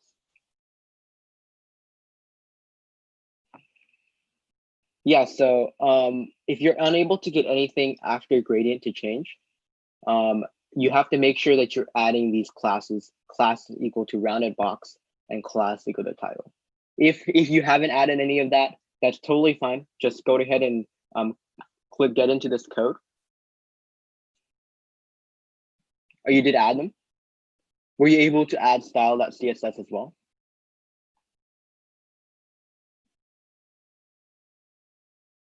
The cookie button class is right here in the button class object tag. So if you're still unable to do it, just go ahead and copy your index HTML files you see in here. I'll send a link again. And copy the HTML file in here, and also copy the style.css you see in here, and see if that works for you. I see. Yeah, so you really want to make sure that you put these classes in the right area, because if they're not, then you're going to have really wacky results. Because since these classes are describing each of these, for example, the cookie button is describing the button, the body is describing the P.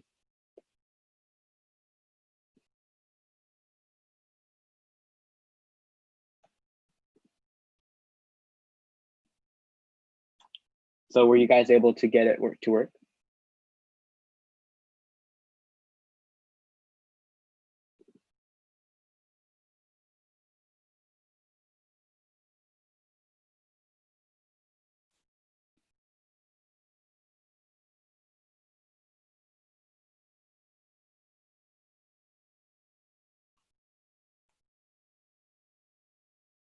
All right, cool.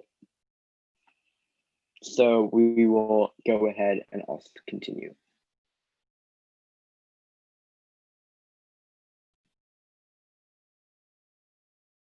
What you can do now is, I want this button background to look like the linear gradient. Can anybody tell me what we can do to make this background like the linear gradient we had over here? What kind of attribute should we put on here?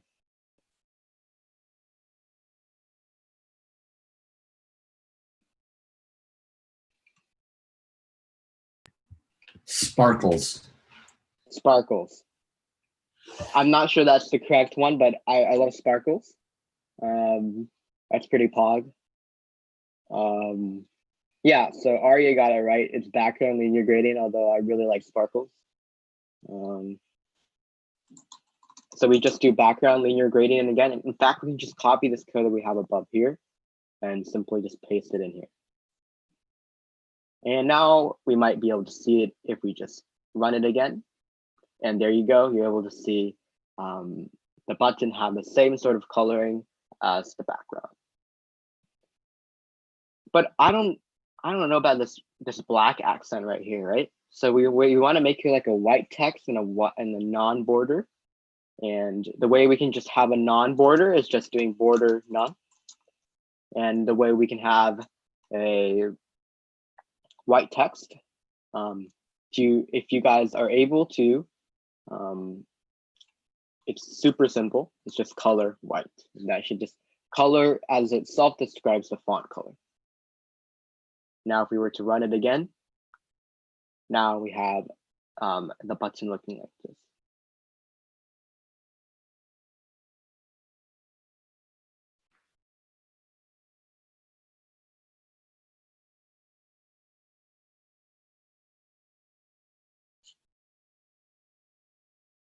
All right, are you guys following along here? No, we don't have to specify it like color font, just has to be color and just color white.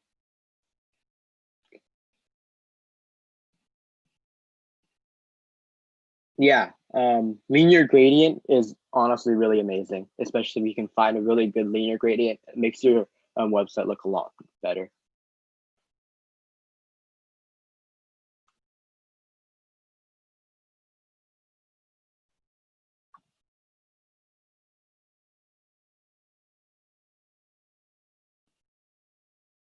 Yeah, so if you're able to, then create a new repository, create a new REPL, and then paste this code into your own to your own HTML and CSS files and edit along with me, so you get the process of writing this down and going through the code.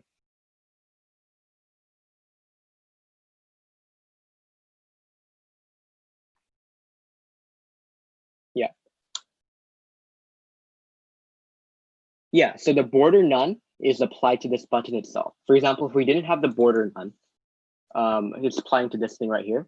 And if we didn't have the border none, it would have this black thing around it.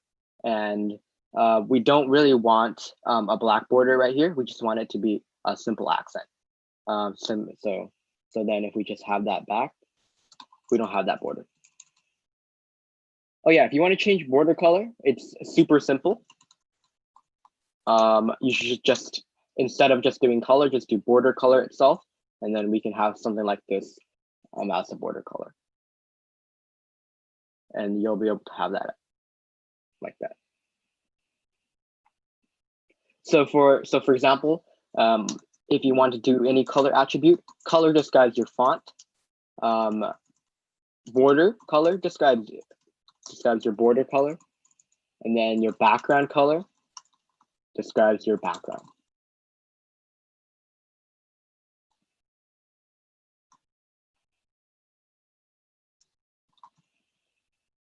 Oh yeah, border size. It's I believe there is. You can do something like this or something. Hold on. Yeah, so if you want individual sort of, again, I don't know a lot of these attributes myself. You really have to look at W3 schools and or simply just search online. How do I set the border size in CSS? And you should be able to see just an attribute that you can find online for that. And see, I can search up right here, CSS border size. And just right here, border width property. And I can just, wow, this is a border width. I just add that in, border width. And then, for example, 15 pixels. I'm gonna have a really, really thick border. As you can see right there.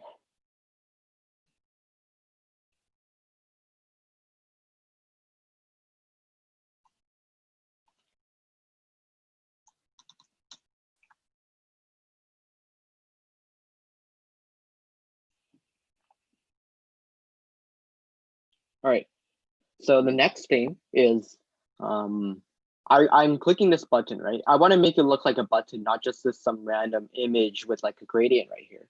So what I want to do is when I hover over it, I want to change the opacity. So it looks like when I'm hovering over it, there's some change to this button right here. And in fact, you can do CSS elements not only for when they're just standstill, but also when you're doing things like hovering. And how we do that is just a really simple thing.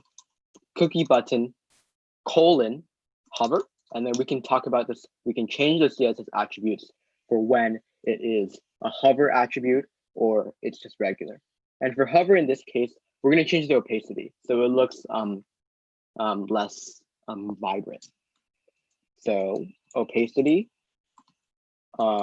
attribute 0.6, and the normal opacity attribute we're going to set that to 1.0, and it goes from 0 to 1, so this is like 60% opacity. So now we're to save that and run. Now, if I were to hover over it, as you can see, it now looks like a button that I can click.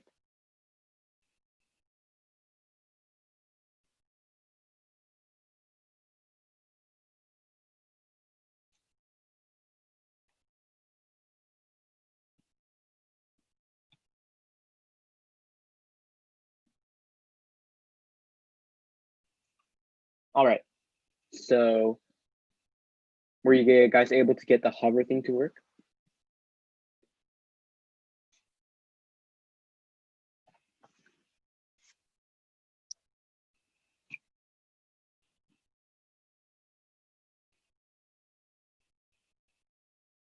So the opacity is, so for example, if I were to hover over it, then it would change the color, right? So if you see I hover over it, I change the opacity. So the opacity kind of makes it more transparent.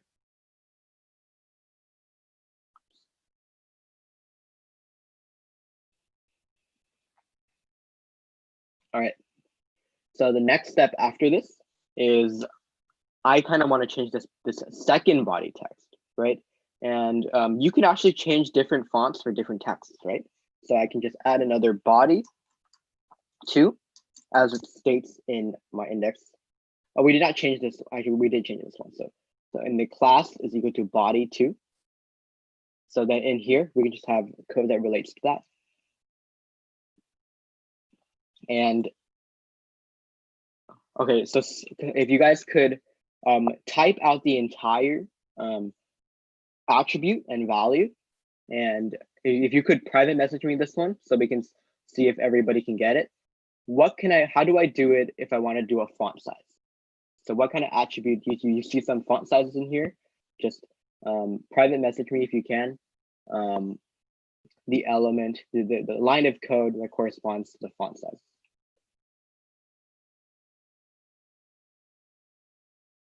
Also make sure to include the value as well. So whether it's 20 pixels, 30 pixels, 40 pixels.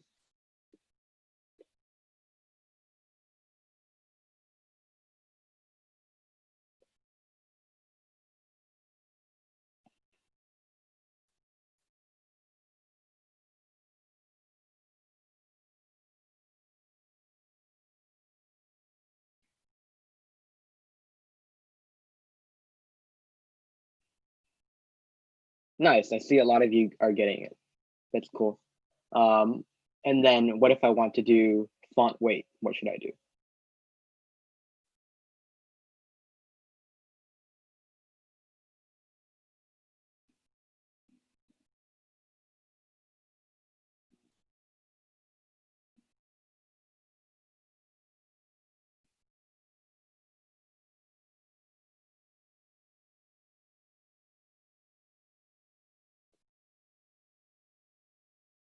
Cool. So you guys are really on top of it. Great job. So font weight, so font size, what we can just do, some people suggested 25 pixels. And then for our font weight, we can just do something like 300, and that should be it for our body too.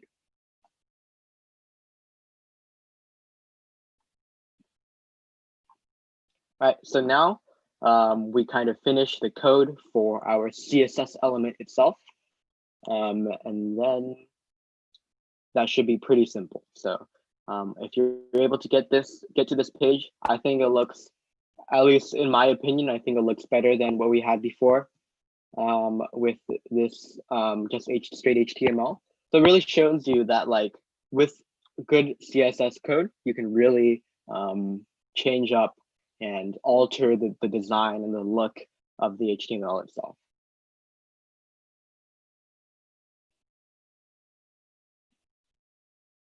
All right, so one thing about CSS is it's kind of difficult, kind of tedious, right? You have to do so many different things. You have to do background, so many attributes for each individual thing, right? So what if there was a way for us to simplify the process and do it better and more efficiently? And that's where something that we're going to talk about, surprise, is Bootstrap. And Bootstrap is the world's most powerful framework for building responsive mobile-first sites with Bootstrap CDN and a template starter page. And what Bootstrap allows us to do is simplify a lot of the CSS code, but also be able to make it mobile-friendly. For example, if I were to just make the screen like this, I mean, and then make it like a really small, I mean, that's kind of hard to read, right? It looks pretty bad. So we have to really find a way for that to be easy and nice looking for when it's also a mobile site as well. And how we do that, it is a little more complicated. So if you're more of an advanced person, you should really try out Bootstrap, as you can use the Bootstrap method for you to build these responsive mobile first sites. So in Bootstrap, instead of looking at properties in attributes in the CSS file, what you do is you actually add classes. You add a class, for example, I want padding, so I would add a padding class inside of each of those divs or each of those whatever HTML tags you have.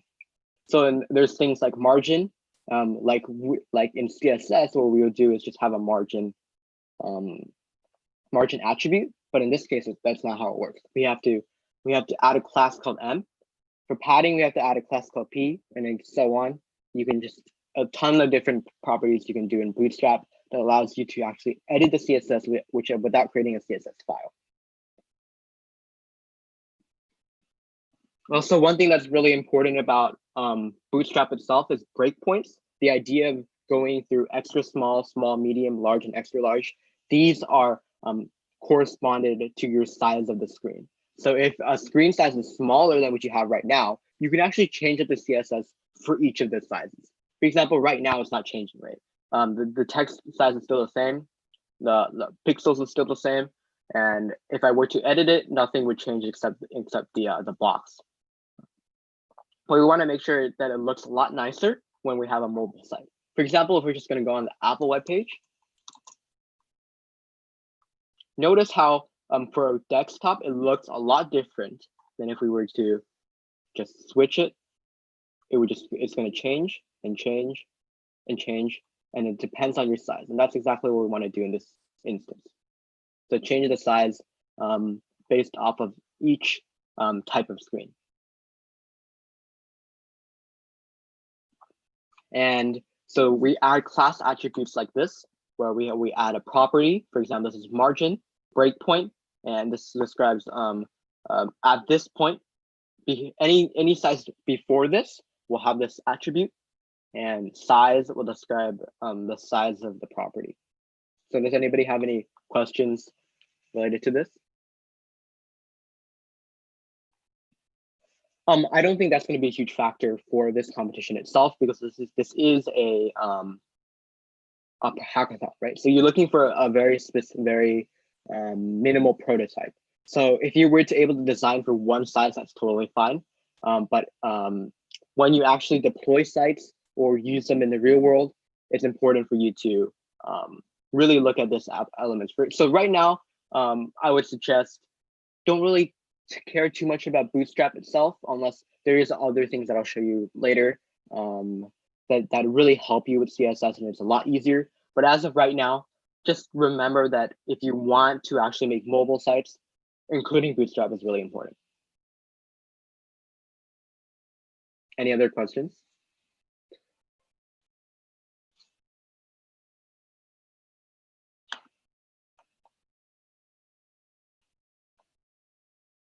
Awesome. Are you able to integrate Bootstrap with REPL? Yeah, so that's what we're going to do right now. We're going to integrate that with REPL. So thanks for the amazing segue. So what we can do is we can just go to getbootstrap.com, and we'll just click the Get Started button. And it is super simple to do this. And the only thing you have to do is just take the CSS code right here, just copy it.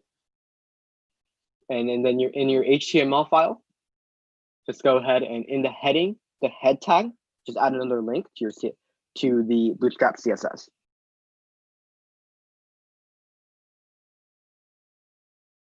Then in the bottom, you see these bundles. So the only thing you need to do is just copy that to the clipboard and add it to the very end where you see the script. Make sure you add it before your script, by the way.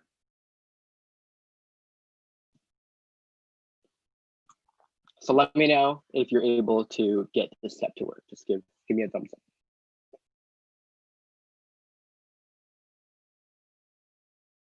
Yeah, so you go to this page right here, getbootstrap.com. Click Get Started. And then copy paste your CSS and place it right here in the heading. Then in JavaScript, you copy the bundle right here, and then you paste it at the bottom before your body tag.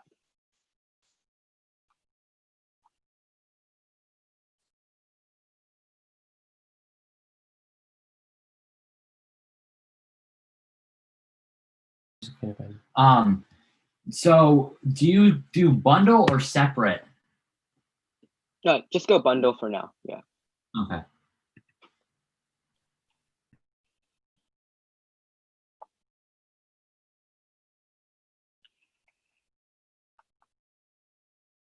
Aria, were you able to get it figured out?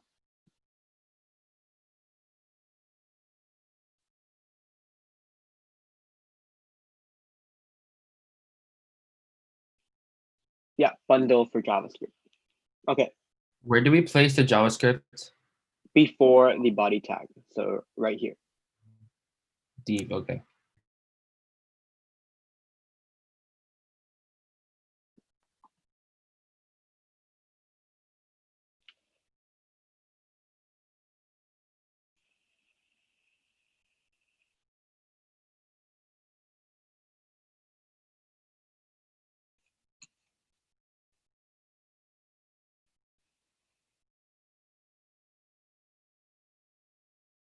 All right. So now we will go through the introduction, and I'll show you some things that you can do with Bootstrap that is not related to formatting itself, but we can actually add a bunch of customized widgets that they've already made for us, which is really, truly amazing. For example, if I were to want to add an input, I can add an input group over here. I can search in the documentation input group, and you'll be able to see this website. And then I can copy some code in here based off of what type of input I want. So inputs are basically form controls that allows you to like type text. I think maybe Adwit talked about it last time. For example, I'm just going to click this. I'm going to just copy this one from the documentation right here and paste that right in the bottom after the pog note. And then I'll fix that formatting.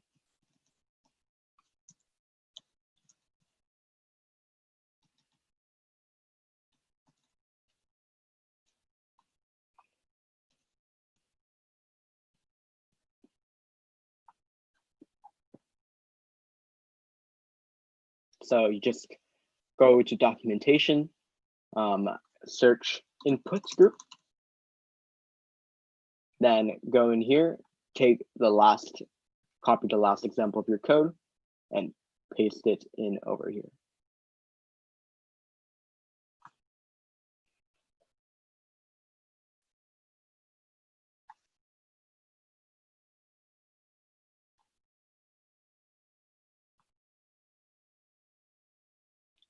So now if we were to run it, we're able to see that there's a nice text box. And I think if you go to a lot of websites, actually, you might see these kinds of text box popping up. And now you know where they come from. They actually come from Bootstrap's original input group documentation. So if you're able to get there, just thumbs up. And if you have any questions, just speak up or put in the chat.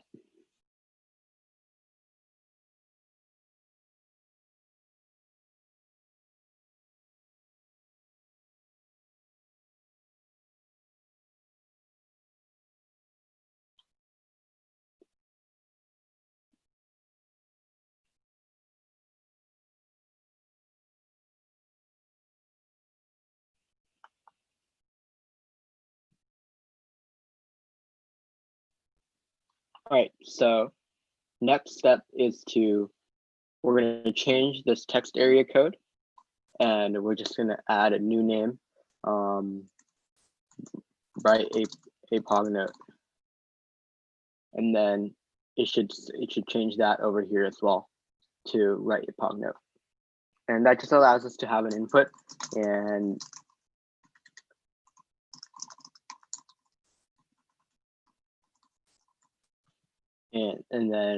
and then we can just have that be a cool little thing.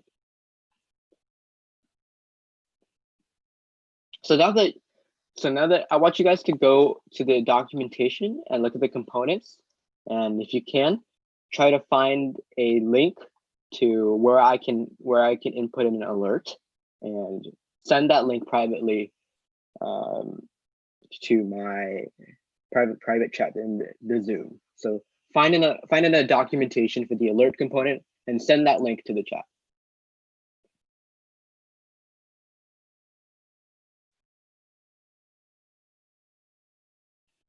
So the purpose of this is really to try to get you guys to understand the process of looking through documentation.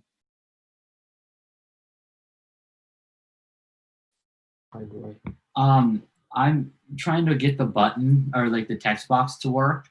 Yeah. The width text area is above the text box. with no gray area. Could you say that again?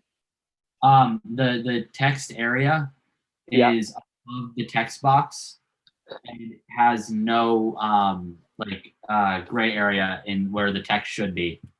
I see.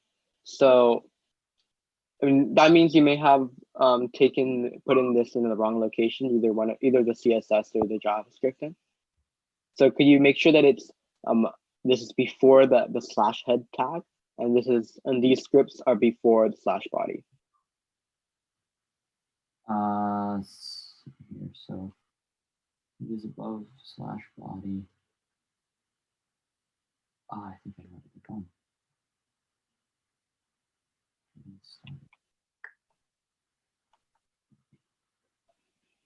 Copy, copy. No, style this is where HTML is. Oh no, I see. Oh, there's no. So I think I accidentally deleted what I needed to for like right underneath the right above the slash head. Yeah. So do I put the Java in there or do I put the CSS? CSS. CSS always goes on the top, and your JavaScript file should always be on the bottom. That's one thing for HTML. There we go. All right, cool. Does it work now? How did you it says write a pog note. Yeah. How do I change it to say that? So you're in your input group div, right? You should see the span that's this class input group text, and then it should have something here that's like the example text. You just replace that with write a pog note.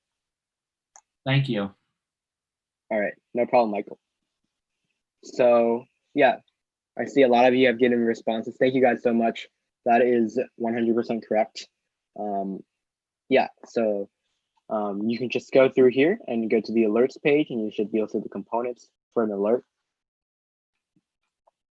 I'll go ahead and copy this first alert right here, paste it into the top, and do a quick div. And now if I were to run it,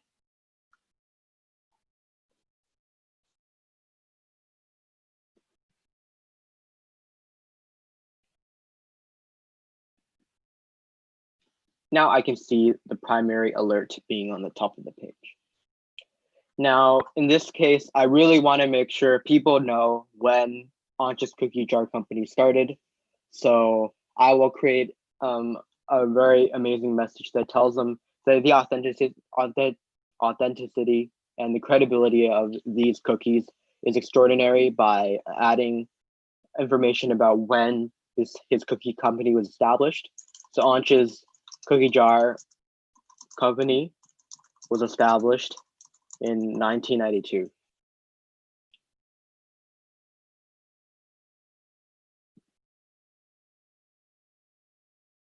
So now I can add that, and it should appear at the top of the page. So again, if you could, try to find the area where you can add a badge in Bootstrap, and then send that link over privately to me. So just send a link for the documentation for a badge in Bootstrap.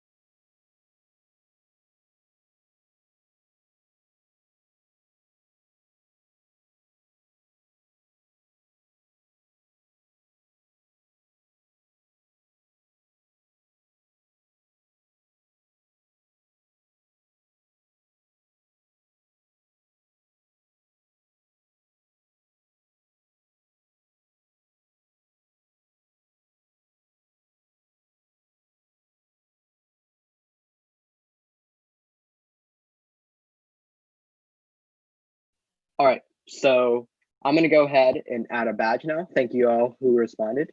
You're all really correct. So I'm going to add a badge right here. So I just go to the badge page and see, oh, look, there's a badge right here.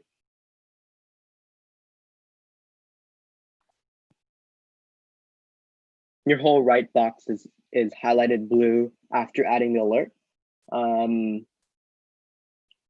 Could it possibly you remove the slash div and that corresponds with this alert tag?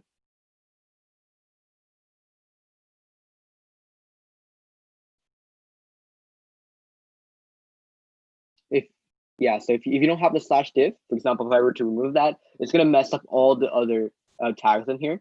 So then if I were to replace that, then the entire thing would become blue. So then if I just had the slash div, then only the first thing would be blue.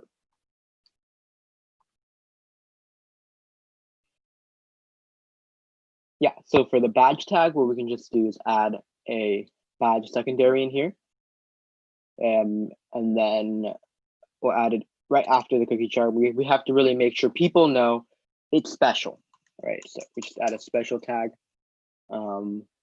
next to the cookie jar, and now people know it is a special cookie jar.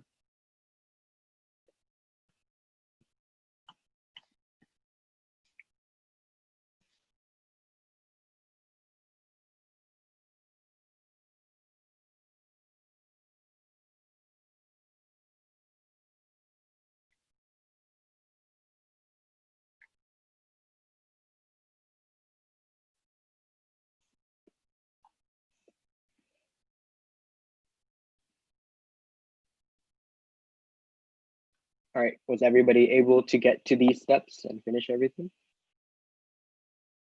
Can you show where we're supposed to put the new badge link? Yeah, so if you go to the H1 class title right here, Yeah. add it after the cookie jar. There should be, and then just paste this code, the span code for the badge and the special thing right after it. Okay. Thank you. No problem.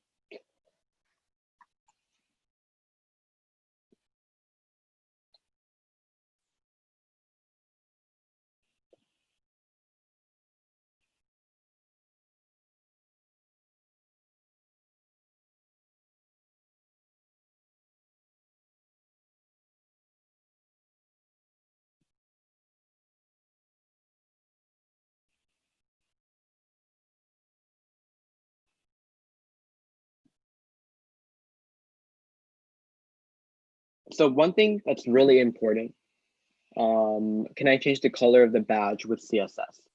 I believe you can change the badge with CSS. You can actually go in here and do dot badge. So with CSS itself, dot badge, and then background color. I'm not sure if this is going to work because it's, and then we just do that and see if that works.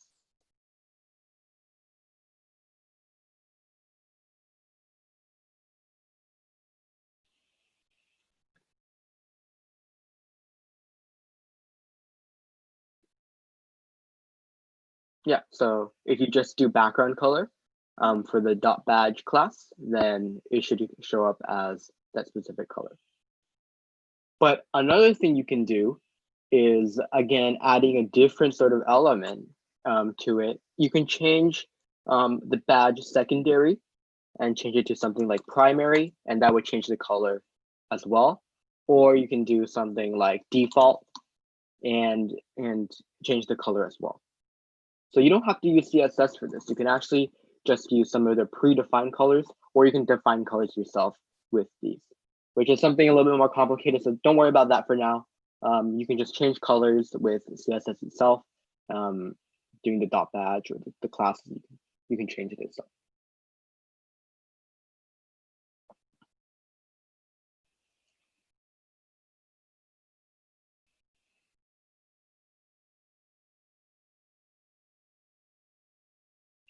Is there any other Bootstrap elements that you find interesting in here that you guys want to explore?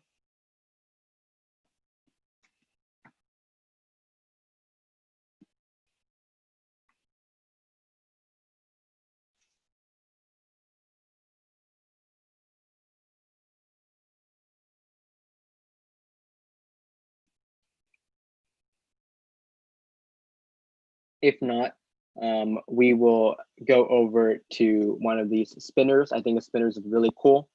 You can add elements for a spinner and change the colors as well. We can also use scroll spy. It allows you to scroll the area below the nav bar and watch the active class change. So it's and then also progress bars as well. You can show the progress of a form or something, anything you can use progress bars for. Popovers as well. So like a tag right next to it, which is good for you if you want to do landing pages or a tutorial or something. So there's a lot of great things you can do with this. Page, you can show pages with like previous, next, 1, 2, and 3. You can also have your own customized nav bar in here with home link drop down and a lot of search icons.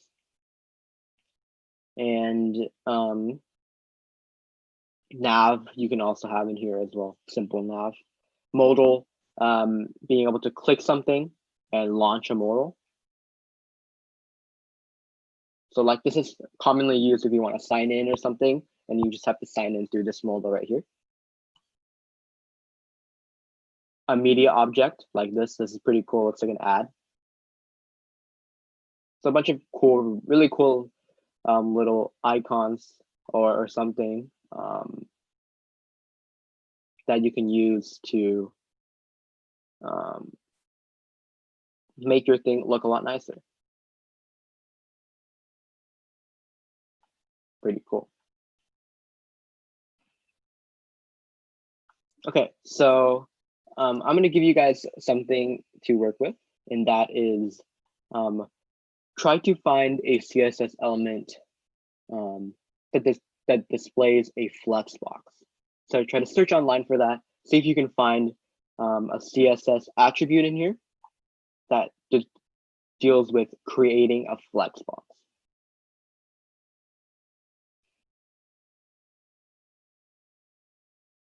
I'll give you a couple minutes for this one because it is. Can you repeat what we're looking for difficult. again?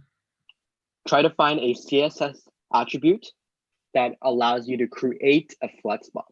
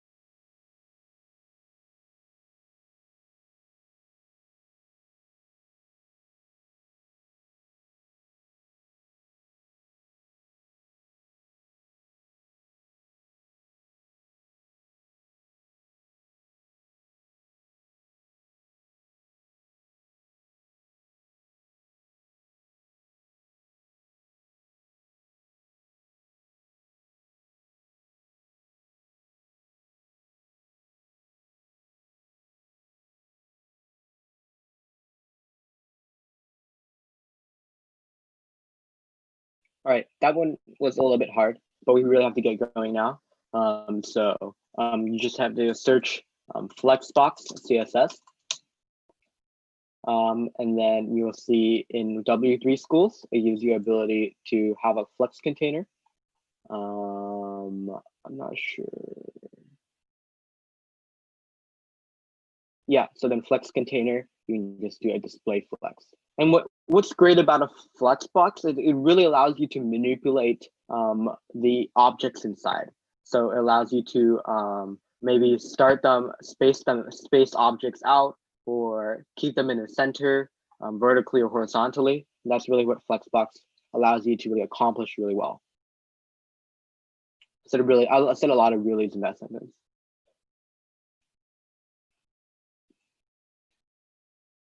Yeah, so if you're interested, you can just do display flex in here, change the flex direction to column. And for example, I can do flex direction start. Flex. Forgot this.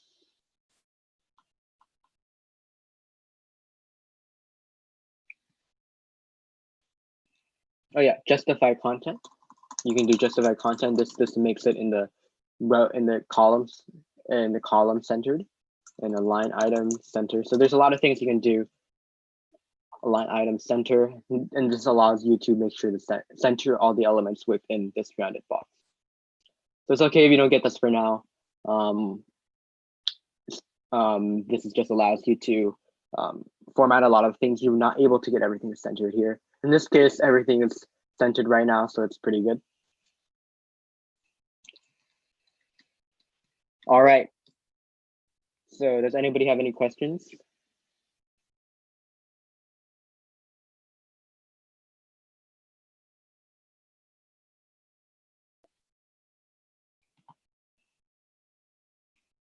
If not, we are going to start our Kahoot. Unfortunately, I do not have money to get a Kahoot premium, which you need money for that. So we have to do something else.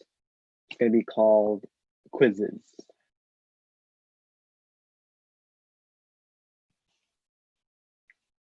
Hold on.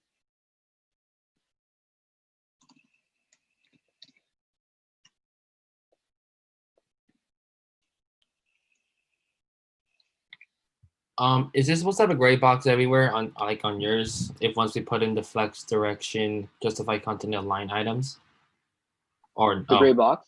Yeah, Oh, that was just highlighting. Okay. Yeah, no worries. All right. So go ahead and go to joinmyquiz.com and enter this code right here.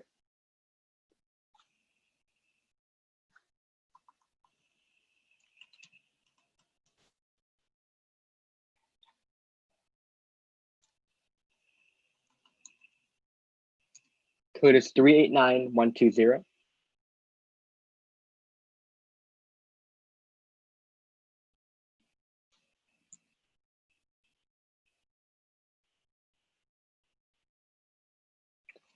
Yeah, go ahead and you can put funny names if you want.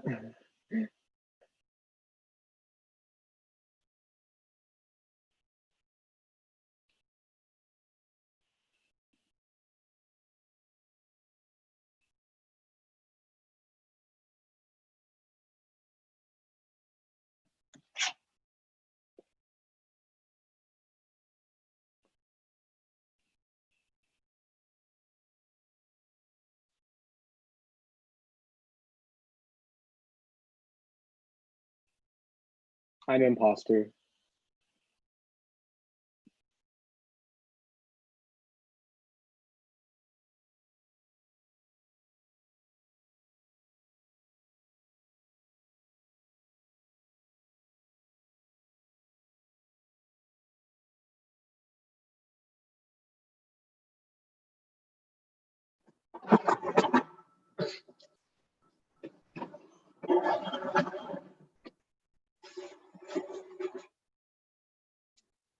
Is that the code? Hi, Tevin. I just want to make one announcement before you start the game. On Thursday, we'll be sending out an email for a selfie contest that will be held on Friday. So watch out for that.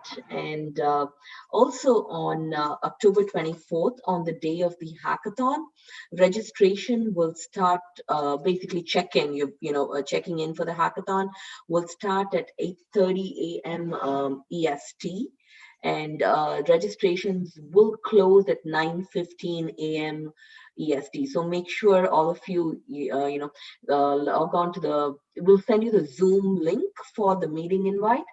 And if you can go onto log onto the Zoom, then in the chat you will see the registration form, the Google form, which you'll have to go in and you'll have to enter your full name, your email address, and also your team number.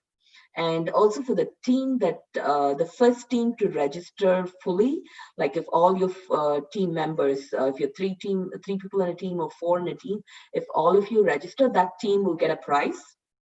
whichever team registers first completely. And also on the day of the hackathon, there'll be several raffles during the day for, so watch out, the announcements will either be on Discord or, if it's before the hackathon day, then look out for it on your email. Yep, those were my announcements. You can continue, Tevin. All right. So I think everybody's in, right? So if you're not in, I'll give you 30 seconds. I really like these names right now. Ooh, code is RTYUHW. I wonder if anybody's in that game right now. Bro momentum. All right. We'll start now.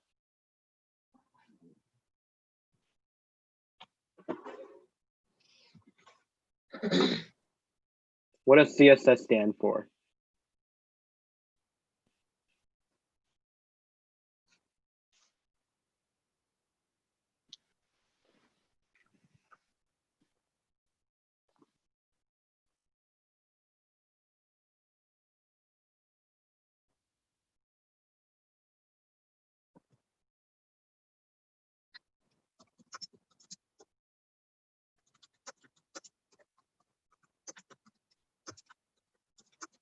All right, let's see who's up. Oh, you can see the leaderboard. Nice, loading. Starting up the lead. Where in the HTML document is the correct location to insert code to link to your external CSS?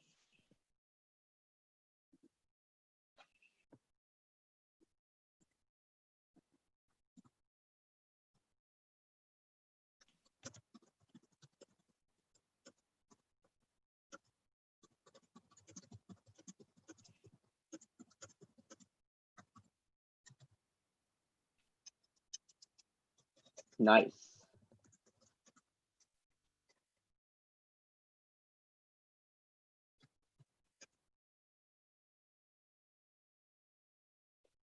Right, so in the head section is where you have to insert your code for the external CSS.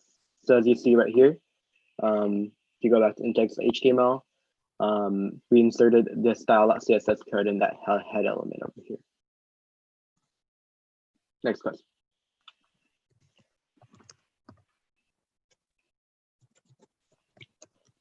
Which is correct CSS syntax?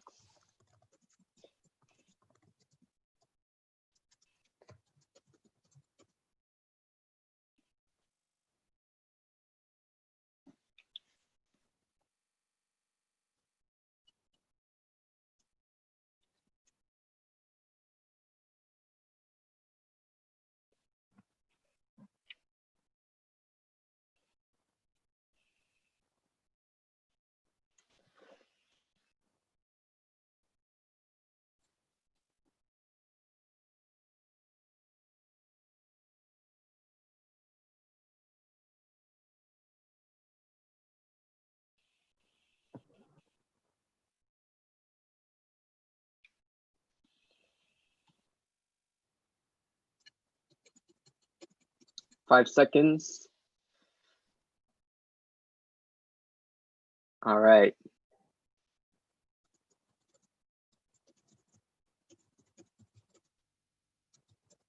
Loading, still in the lead.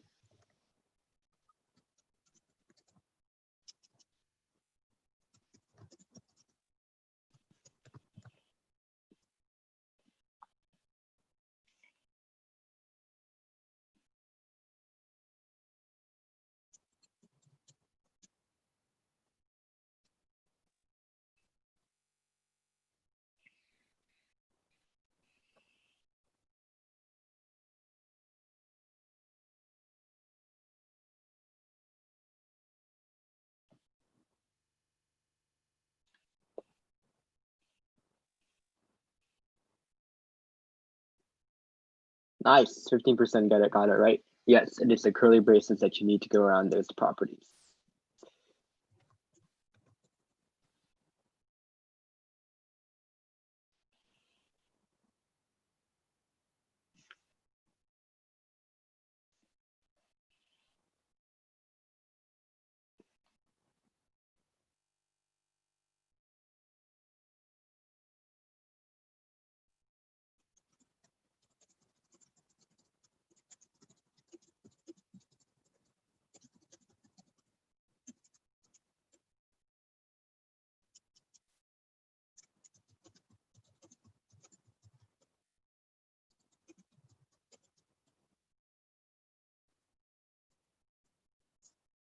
Still in the lead, loading.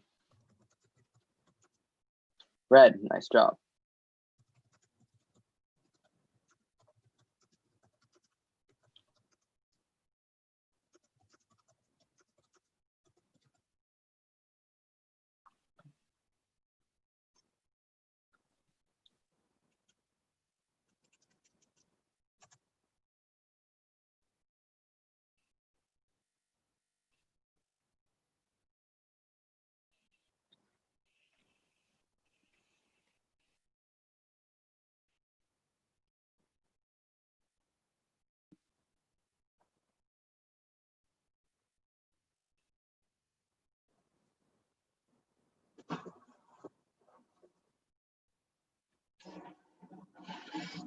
Beep in the lead. Oh, that was a hard one.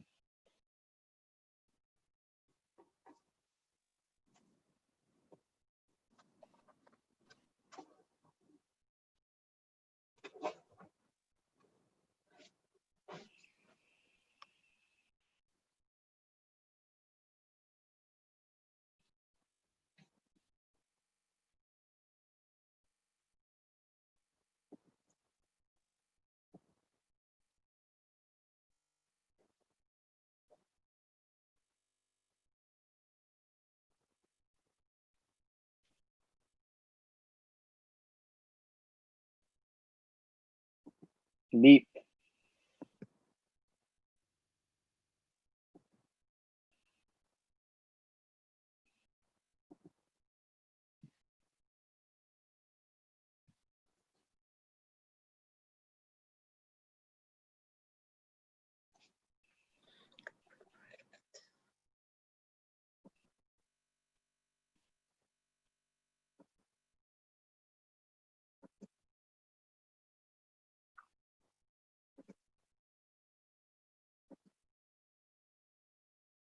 I'm going to skip.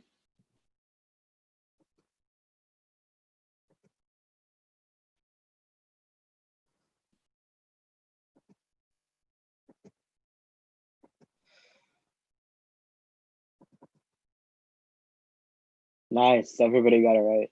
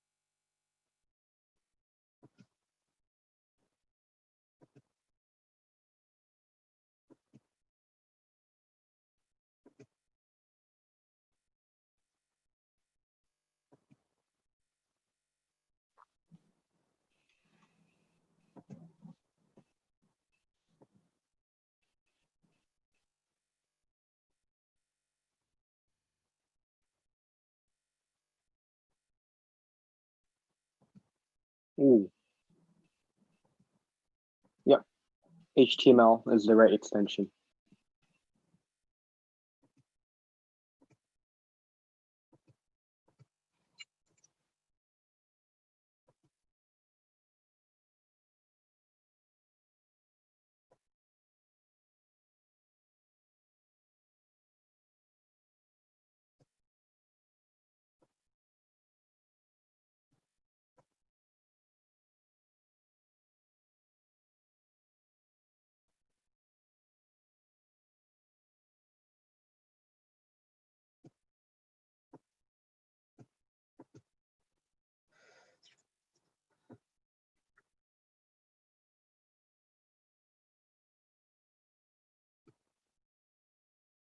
Loading, passing beat. Oh, this is a hard one. Yeah, so the title tag is actually for the web page browser. So if you were to go to, for example, I would search Apple, then the title is this thing that shows up on the top.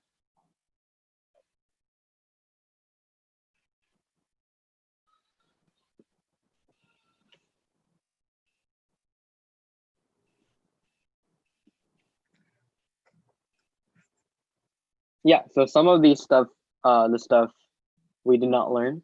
So it's just a good way for you to, try to find out the right information.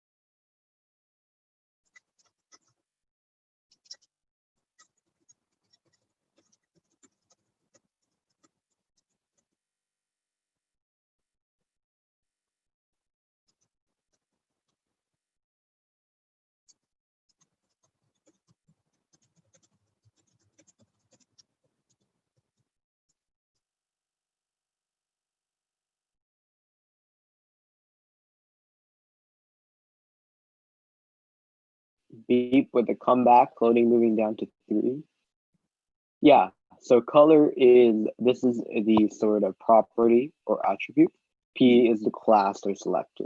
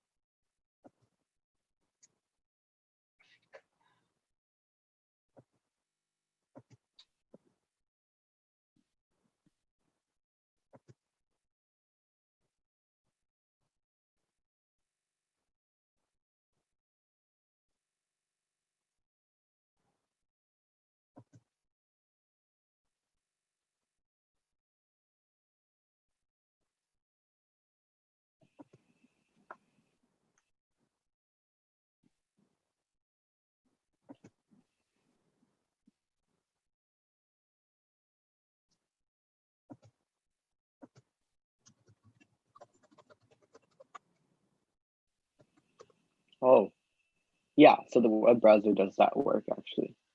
Yeah, I don't expect you guys to know that one. Oh, that question?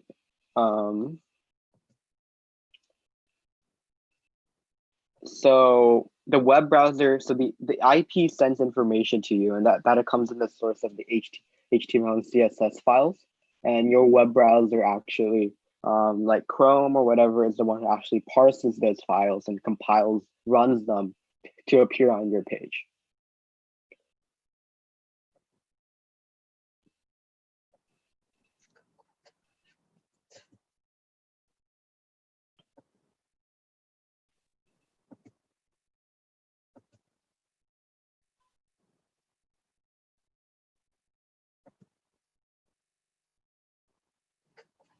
Nice. All right. Great job, guys.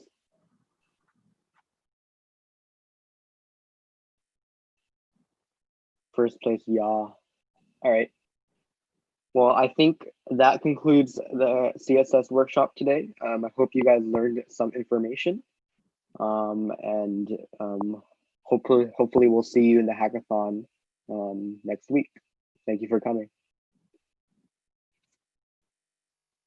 Thank you, all participants. Have a wonderful rest of the weekend.